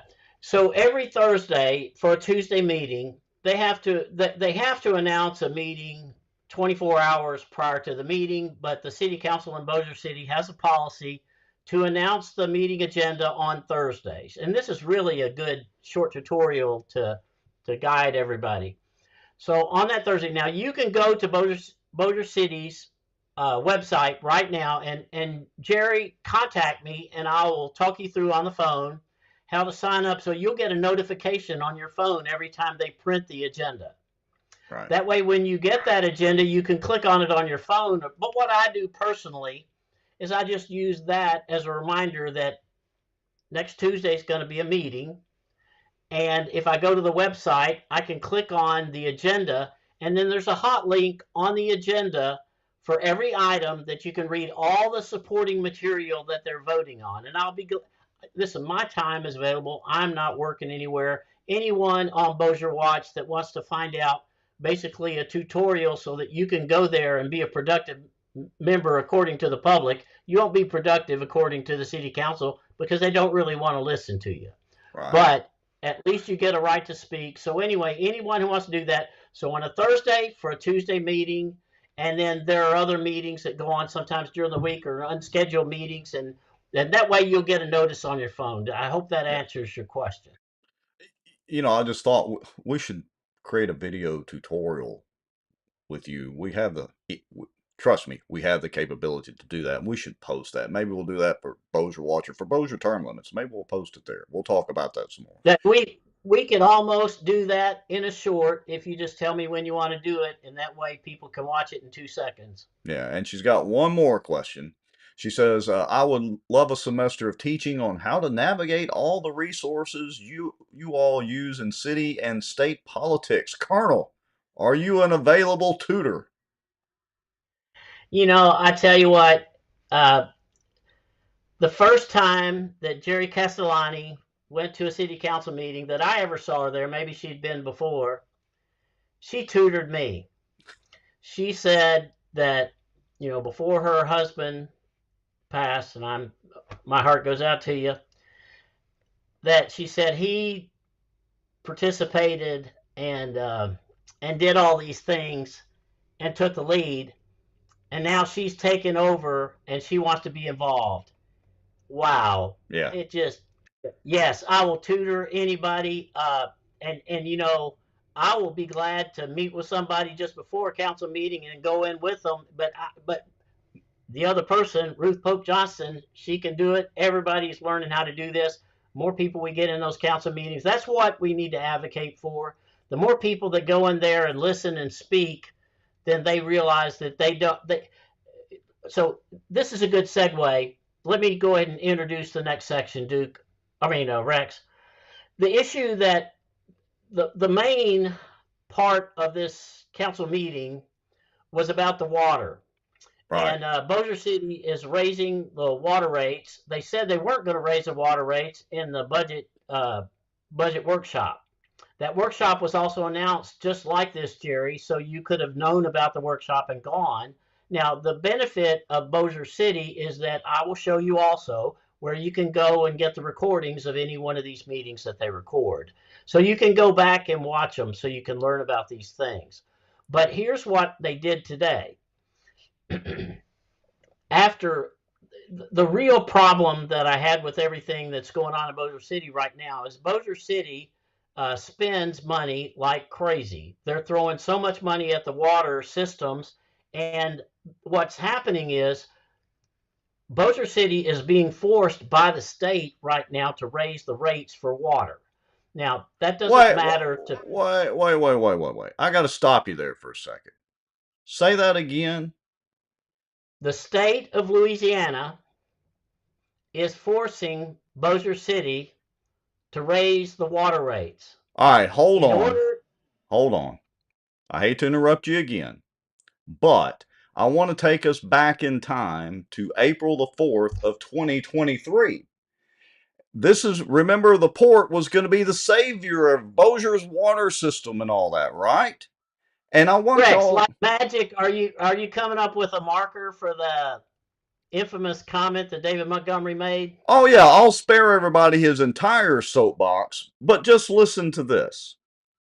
To be stewards of the taxpayers' money, to ensure or mitigate the fact that we will not have water rate increases going forward. Well, now, did I hear that incorrectly? Let's play it again. To be stewards of the taxpayers' money, to ensure or mitigate the fact that we will not have water rate increases going forward. Did y'all hear that? Folks, did y'all hear that? What did Queen Monty say right there? Did I mishear him? He said something about no water rate increases. He was trying to be the Nostradamus, but he just doesn't quite ever get there. But okay. But let me go ahead and say what he was saying. The reason that was so important was when Bossier City when they were discussing and voted to extend the line of Bossier City's water system to go underneath the river all the way to the Port Authority. They are saying he justified Bossier City extending that line at the cost of the Port Authority, but as soon as they want to turn on the spigots, then they're saying whatever the investment from Bossier City would be reimbursed to the city. That's basically what he was saying. So he was pressuring people to go ahead and support the Port Authority. So that's what that was in response to. We were arguing again. Yeah, and look, I don't think they've actually, I guess, billed the port yet and received a dime yet, but it's just, I don't know, for somebody that is, loves to lecture people at city council meetings, and he's so smart, and he's a CPA and has an accounting degree, blah, blah, blah, blah, blah. He sure does do a good job of making an ass of himself. I'm going to put together a little montage with that one in it. Well, let me make one more comment, because I think that one of the things, we don't have to go to the agenda item, but I'll summarize it. one of the last meeting agenda items on the water system, there are about 5 items on the water system that we have in Bossier City. But one of the last items was to spend $5 million from the general fund, and I'll explain what the general fund is to people in another meeting that we have on Bossier Watch. But they took money out of the general fund that can be used to pay for anything in Bossier City. You can pay for infrastructure, you can pay for whatever you want to do. When money is segregated into the funds that come from water and sewer, that money has to be used in those categories. But you can take money from the general fund. So they're actually taking money from the general fund to increase the pumping capacity that they have, because they justify it by saying, because we're going to be pumping water soon to the port, so we need the additional pumping capability. Now, one of the points that Brian Hammond's made today, which is a very good point, is that people in South Bossier a lot of people are trying to look at that land down south of Bossier City and want to develop there. So that's a good justification. But it was another promise made, not kept, that they said when they voted for the Port Authority and moving that pipeline down there, they said Bossier City doesn't need anything but to put the pipeline down, that's going to be funded by a bond by the Port Authority, and that Bossier City didn't need to spend any money. Well, that's line number 50, maybe? Oh, yeah. I can go back and expand that clip, which we won't do tonight, where he talks about, I mean, he got on his soapbox about basically there was zero cost to the city, zero, and they're going to make $1.50 a gallon. And he even said he wanted in on that deal, but there were ethical things that kept him from doing it. And I like to spit my water out when I was listening to that today. But anyway, so I'll share that clip out in the next few days. Now, I don't know, Rex, do you have a marker for the brain-eating amoeba? No, I don't have for all that. I do have for the water rate adjustment ordinance when they read it. So let's listen to that for just a second, so people will know what we're talking about here. Introduce an ordinance to amend sections 114-4 and 114-32 of the Code of Ordinances of Bossier City, Louisiana, to adjust water and deposit rates in the Public Utilities Department. First reading. So moved. All right, and I also have a screenshot. Hold on. Let me see. I can drag it. Yeah, I can just drag it over the video. Won't that be nice? There's the actual ordinance. I think, is that the rates that they're going to raise them up to, Colonel? I don't know if you can really see that. Yeah, absolutely. I can see it very well, and I will explain that. If you, for instance, I live outside the city. My rate is going to be changed to $18.80. Currently, the rate is $15.80, so that's about a 15% increase for my water rates.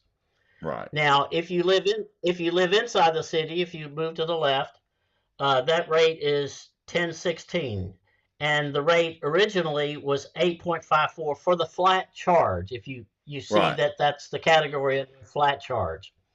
Then, if you use a lot of water, like David Crockett does, you pay per 1,000 gallons $5.41. Well, my bill this month was $66, which doesn't break my bank, but it would break somebody else's bank. Right. So, but inside the city, you pay a per 1,000 gallon rate that's lower. Now, one of the questions that I asked in the meeting was, why am I, because I pay Bossier City water even though I don't live in Bossier City. Bossier City bills me. Right. And I pay that. So I just asked, why am I being billed? And that's really not a big issue. But I will say one thing. If you get a chance to watch this long meeting, I'm going to give kudos. And if you want a cockroach of the day, I would say that person needs to be Amanda Nottingham. And we know that cockroaches can be good on this show. Yes. And Amanda Nottingham, if you're listening to any of these shows, you are the rock in this city because you have the answers and you're ready to give them. I will also say that the city council keeps their thumb on you sometimes because you have the answers and they don't really necessarily want you to speak. And I think that that's one of the things that we go all the way back to the Charter Commission that when Bossier City elected 2 new city councilmen and a mayor, openness was an issue. The Bossier Watch is the only, well, I can't say that. John Settle, of course, we've got Wes, who does a great job covering Bossier City issues. Yeah, But and these are Sadow. things, and Sadow, absolutely, my friend Jeff Sadow. And I'll share with you real quick. Just about every meeting, Jeff Sadow and I are texting, and sometimes he'll throw something out to me, and I know Jeff Sadow can't attend the meeting, so I go up and ask his question, and it just makes I get a little banner, and sometimes you'll see a smile on my face. But I will tell you, we don't have to go through all of the water thing because we're starting to get late, and you may want to cover one of your other issues. But what is happening in Bossier City is they're doing this nanoparticle study in Bossier City. They're putting $10 million, which is not chump change. And the way it was conveyed, Rex, I don't think you've got the document here. Yeah, I don't have it pulled up. What happens is in most cities they use chemicals, but there's a process that Bossier City has been testing, and we would be one of the first in the state to do this. It's a nanoparticle study. And Bossier City wants to spend about $10 million to refurbish some of the equipment, and there's some major issues. And I know Brian Hammonds did an incredible job kind of pushing back and saying, look, if there's anything we do well in Bossier City, it's our water. We have great water. The other point that he made, and I'm looking while I'm doing this, but the other thing that he pointed out is that we're not going to take risk, and the biggest set of complaints that he ever gets is when you get chlorine smell in your water. Right. So what Manchac is trying to do is they're trying to make Bossier City a model city, and the reason that bothered me was in the earlier part of the meeting, Manchac said that it would cost up to $35 million to update the water system to do this nanoparticle process, which is a multi-step process that you use to treat your water instead of chemicals using chlorine. So because we don't have a marker, I'll read just a little bit to you. Sure. And this is what kind of drove me crazy. In the ordinance that they that they voted to pass, it's going to be voted on again, so you get 2 readings on every ordinance, and I think that that's a good point to make. Whereas multiple deaths in Louisiana have been associated with the presence of Nigella flori in drinking water, and whereas free chlorine disinfection is the best prevention measure to eliminate that floria, whatever that's called, in drinking water, and whereas free chlorine alone increases harmful disinfectant products when exposed to organic compounds in water. So I read that to think that maybe you could just treat this with chlorine, and that's the way that most cities must be treating it, with chlorine and other chemicals. But Manchac showed a picture of some of the equipment that need to be used during this osmosis process to treat water. So that was a big discussion today. But here's what happened in a nutshell. They, of course, are, and for Jerry or anybody else who wants to go through this before the next meeting, it might be a perfect time to get together with anybody who wants to do it, or to do a Bossier Watch, short Bossier Watch, to talk about the process, because the next meeting is, I think they announced that it was going to be on January the 2nd. 2nd, yes. So they changed the date of the meeting, but it's a perfect time to go back and look at some of this. Now, here's the basic problem, and Rex, interject if you want to ask. You listen to the show too, or listen to the meeting. But basically, what I have been saying to Bossier City for the last 3 years is that they put this information out in front of the people. You can't tell if the Bossier City Council even read, and I'm telling you that 90% of the time, Bossier City does not read what they're voting for. No, you brought that point up too in today's meeting. That's exactly right. So my point is that they're spending, in this meeting, they obligated, I think, almost $25 million to go towards water improvement from 3 different sources. From the American Rescue Funds, which they have to spend by a certain amount of days. But the point, I couldn't go back up there to argue this. If you don't use it for the water system, what else could you use it for? There's an opportunity cost for anything you decide to spend your $10 million on.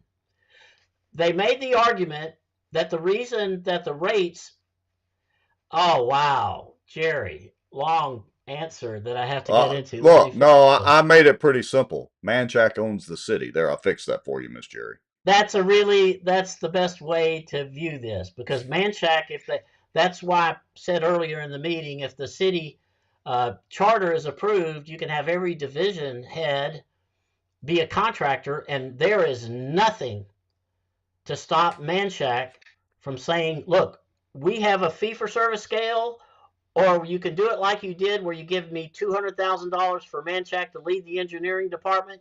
You can give me $150,000 to lead the public information office. So, yeah, Jerry, very, very good question. So basically, getting back to what I was going to say a second ago, the issue is that you have an opportunity cost for things you're spending money on. I'm not saying that I'm right, that you can use money in a different way. I'm saying explain it to the people so I don't have to call Department of Environmental Quality, DEQ, what's it called, Rex? The Louisiana DEQ? Department of Environmental Quality, DEQ? Yeah. Mm-hmm. Yeah. So I'm not saying that I'm right, but what I wanted to hear from Manchac that I said in the meeting today, if you don't do this, what are 2 other alternatives? If you don't do this, can you kill that bacteria with chemicals? And one of the things that came out was that if you do it the way we're doing it today, one of the reasons that our budget has gone up so much in cost during the inflation that we've had is that chemical costs have gone up. Right. It might have cost them another $1 million for chemicals to treat water this year. But the point being is it made it sound like when they write these ordinances and when they write the summaries of what they're going to discuss in the item and you read it as an individual in Bossier City, you're not giving me enough information for me to know what's going on. So what I told Brian Hammonds after he kind of chopped at us and said, let's not make these meetings so controversial. I don't know how you'd want to summarize that. Brian, I have the greatest respect. Yeah, I'm not going to play it tonight, but let me summarize that Brian got on his soapbox, did a little whine session, and look, I like Brian, absolutely support his re-election for city councilman, even though he's not in my district, would support him in pretty much any political office. But I'm sorry, Brian, that people want to discuss these things when you're spending 30, 40, 50, couple of $100 million of all of our, including Brian's, taxpayer dollars. I'm sorry that people actually want to have a real dialogue about that, not just a rubber stamp yes man. But anyway, continue, Colonel. I could not have said that more saliently. And that's what I've been trying, since I went to my first meeting, Jerry, that's what I've been trying to get from the council. I've been trying to get a dialogue so that the people feel like they're a part of the process. Where it was pointed out to me over and over again, they would point that when I made that comment, they'd point out, where's my camera? They'd point out to the crowd and say, you're the only person here. Right. That's why we need more people going to the council meetings. And I don't want to be on a soapbox, but I thought that because of, I could summarize that there were a couple of other issues other than the nanoparticle study, but for Jerry and for other people that have not gone to a lot of these council meetings, there are 2 readings for every ordinance. So when they divide up their agenda, the first part is the second readings or the resolutions that only require 1 reading. They vote 1 time on resolutions. They have to vote twice on ordinances. So in those agenda items that are so important that they're spending all this money on, It says in the charter that they have to have 2 readings and they have to be an ordinance. Well, that's hold on. Let me correct you there. It does not say that anywhere in the charter. That's actually a state. It's a state statute, and there's another act. I'm going to do a whole show or section of a show on that. In the charter, it lists about 20 things that have to be done by ordinance and obligating the city with contracts and things like that. So, good point, Rex. And there are statutory guidance with all of these things. And I'm not saying the root reason for that, but it is in the charter. And I think that that's one more thing, Rex, that we can promise to Bossier Watchers, whatever you want to call everybody that joined together with your crowd. The one thing that we need to probably do, and I promise you that I'll make myself available anytime we want to do this, is we need to take the charter and explain it to people and just put a few more nuggets with it, like how to be informed about what meetings that they're going to have. And we can put that together because we're going to have to do that because we do not support the Charter Commission work. And I'll explain that in another, that's just a whole nother issue, and I don't want to drag this on too long past people's bedtime. But I promise you that we'll be able to do that. Yeah, I mean, we're already at the 2 hour and 15-minute mark. And look, I appreciate you very much, Colonel, for coming on tonight. It's a lot of material in the city council meeting that we're kind of skipping over. I would encourage everybody, go to YouTube, search for Bossier City Council. You'll find the meeting from today listed there. If you try to find it this evening, you may want to wait till tomorrow as it transitions from the live to just the regular video. Sometimes it kind of gets lost in the menu during that transition, especially longer meetings. But anyway, they do have it posted there. And I would encourage you to listen to that meeting. Some of it's kind of boring, you have to get through, but when they get to the water part, it is very educational, as well as the points that you and Cassie and Miss Ruth and even Miss Alice, of course, brought up are important points and are important, pertinent questions that everybody needs to listen to and take a lesson. And when you can, attend those meetings and ask your own questions. It is your right as a Bossier City citizen to do that. And I want to address one other thing real quickly. Val Baker said, would they acknowledge me since I use city water? Probably not. Let me remind everybody, public meetings are not just for the the citizens or residents of the municipality. If somebody wanted to show up from New York City, of all places, they can get up and speak at those meetings. They are literally public meetings. So you have every right to speak as long as you follow their unconstitutional rules of decorum. Yeah, Rex, let me make one quick comment on that. Because we referred to it a little bit earlier today, but the soldier warrior, in addition to Bossier Watch and John Settle, it has been Wes Marriott, who has a First Amendment lawsuit against the city because they tried to cut him short on an agenda item where he always had, you have a right to speak during any agenda item. The city rules for what you're supposed to say, you need to keep it on the topic on the agenda.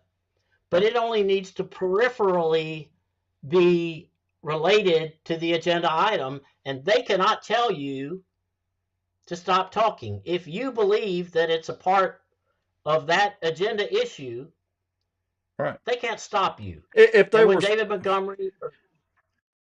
Well, I just want to interject, and I've said this many, many times. If they were smart, they would just shut up and let everybody speak, get through their 3 minutes, and be done. They are under no legal obligation under any Louisiana statute to answer or even address you. They just have to give you the ability to make your comments. They don't have to answer you. They don't have to reply to you at all. If they would just shut up and let you make your comments, they wouldn't look like complete assholes all the time. Right. Well, there's one trigger point. Anybody who wants to get kicked out of a meeting or get point of order or whatever David Montgomery wants to do, because I have been point of ordered 3 times, one time in a city council meeting. And it was when I was quoting one of Jeff Sadow's articles on the Bossier City debt per capita. And if you talk bad about how Bossier City is wasting money, Alice Boyer, you are my hero today. Thank you for commenting. It's absurd, and I'm gonna sit down with Alice Boyer and tell her next time how to tell them she has a First Amendment right and not listen to them. But anyway, now one more thing. I said it earlier, but it was at the very beginning of this show. I want everybody to think about going to YouTube. If you're not watching this on YouTube, go to YouTube, subscribe to Bossier Watch.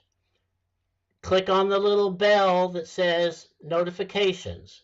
If you need help, give me a call because it's not the same on every system. But the more people we get on there, and if you like every show, if you click on that like button on every show, then more people will get sent the Bossier Watch notification on their phone or on their TV. You can do this on your TV. You can do it on your phone. I keep telling Rex, you need to harp on this more often. I don't need to be like Megyn Kelly and do the... But that's really important because the more people that get this information, the more people that will vote against these, what Duke calls the jackwagons.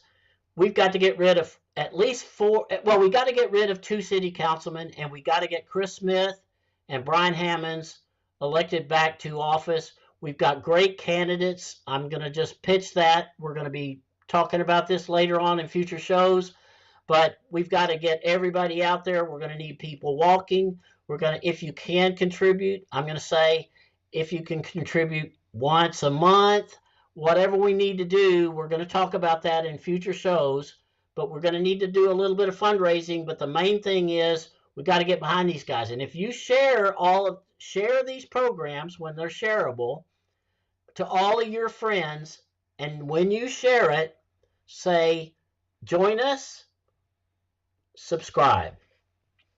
That's my last pitch. I don't know what else to say except we're going to have to renegotiate your salary because you deserve a raise. Well, Rex, I'm sorry, but I'm not a prostitute. La la la la la. With that, I think we'll go ahead and wrap it up. I really don't have that much to add. You did a great job, and Duke and I both appreciate that, Colonel. You have been instrumental in your efforts. You know, whether it's city council meetings, charter commission meetings, bond commission meetings, police jury meetings, whatever, in trying to bring issues to the forefront, and your offer to help tutor people and show people how to do stuff. I'm sure everybody appreciates that, and I really appreciate you stepping up to the plate this evening and being put through the gauntlet on Bossier Watch as a co-host, an official co-host. My pleasure, and I'm not going to wear my helmet again unless I'm made to do it. All right. Folks, we appreciate you watching. As usual, you know, bossierwatch.org. We got a donation link if you want to donate some coffee money. We really hadn't pitched that very much. I am going to get some t-shirts done soon. Go visit Pelican Training and Consulting, the Ferrises. They are big supporters of us. We appreciate them. Of course, Acadiana Mortgage way over there in that corner above the Colonel. If you need some mortgage information, Duke and Kara always glad to help you out. Follow us on some of the outdoor stuff that we do in that corner. Anyway, with all that said, we appreciate everybody watching. Colonel? You missed one more point. Smarter Geek. Rex is somebody that does an incredible job if you're ever locked up on your computer or anything like that. And Rex does it as a profession. But he got me on this program, so he got me over the hump on some of this technology stuff. All right. Appreciate it, Colonel, and we'll look forward to having you on again and doing some Bossier term limit stuff. Anytime. Thank you.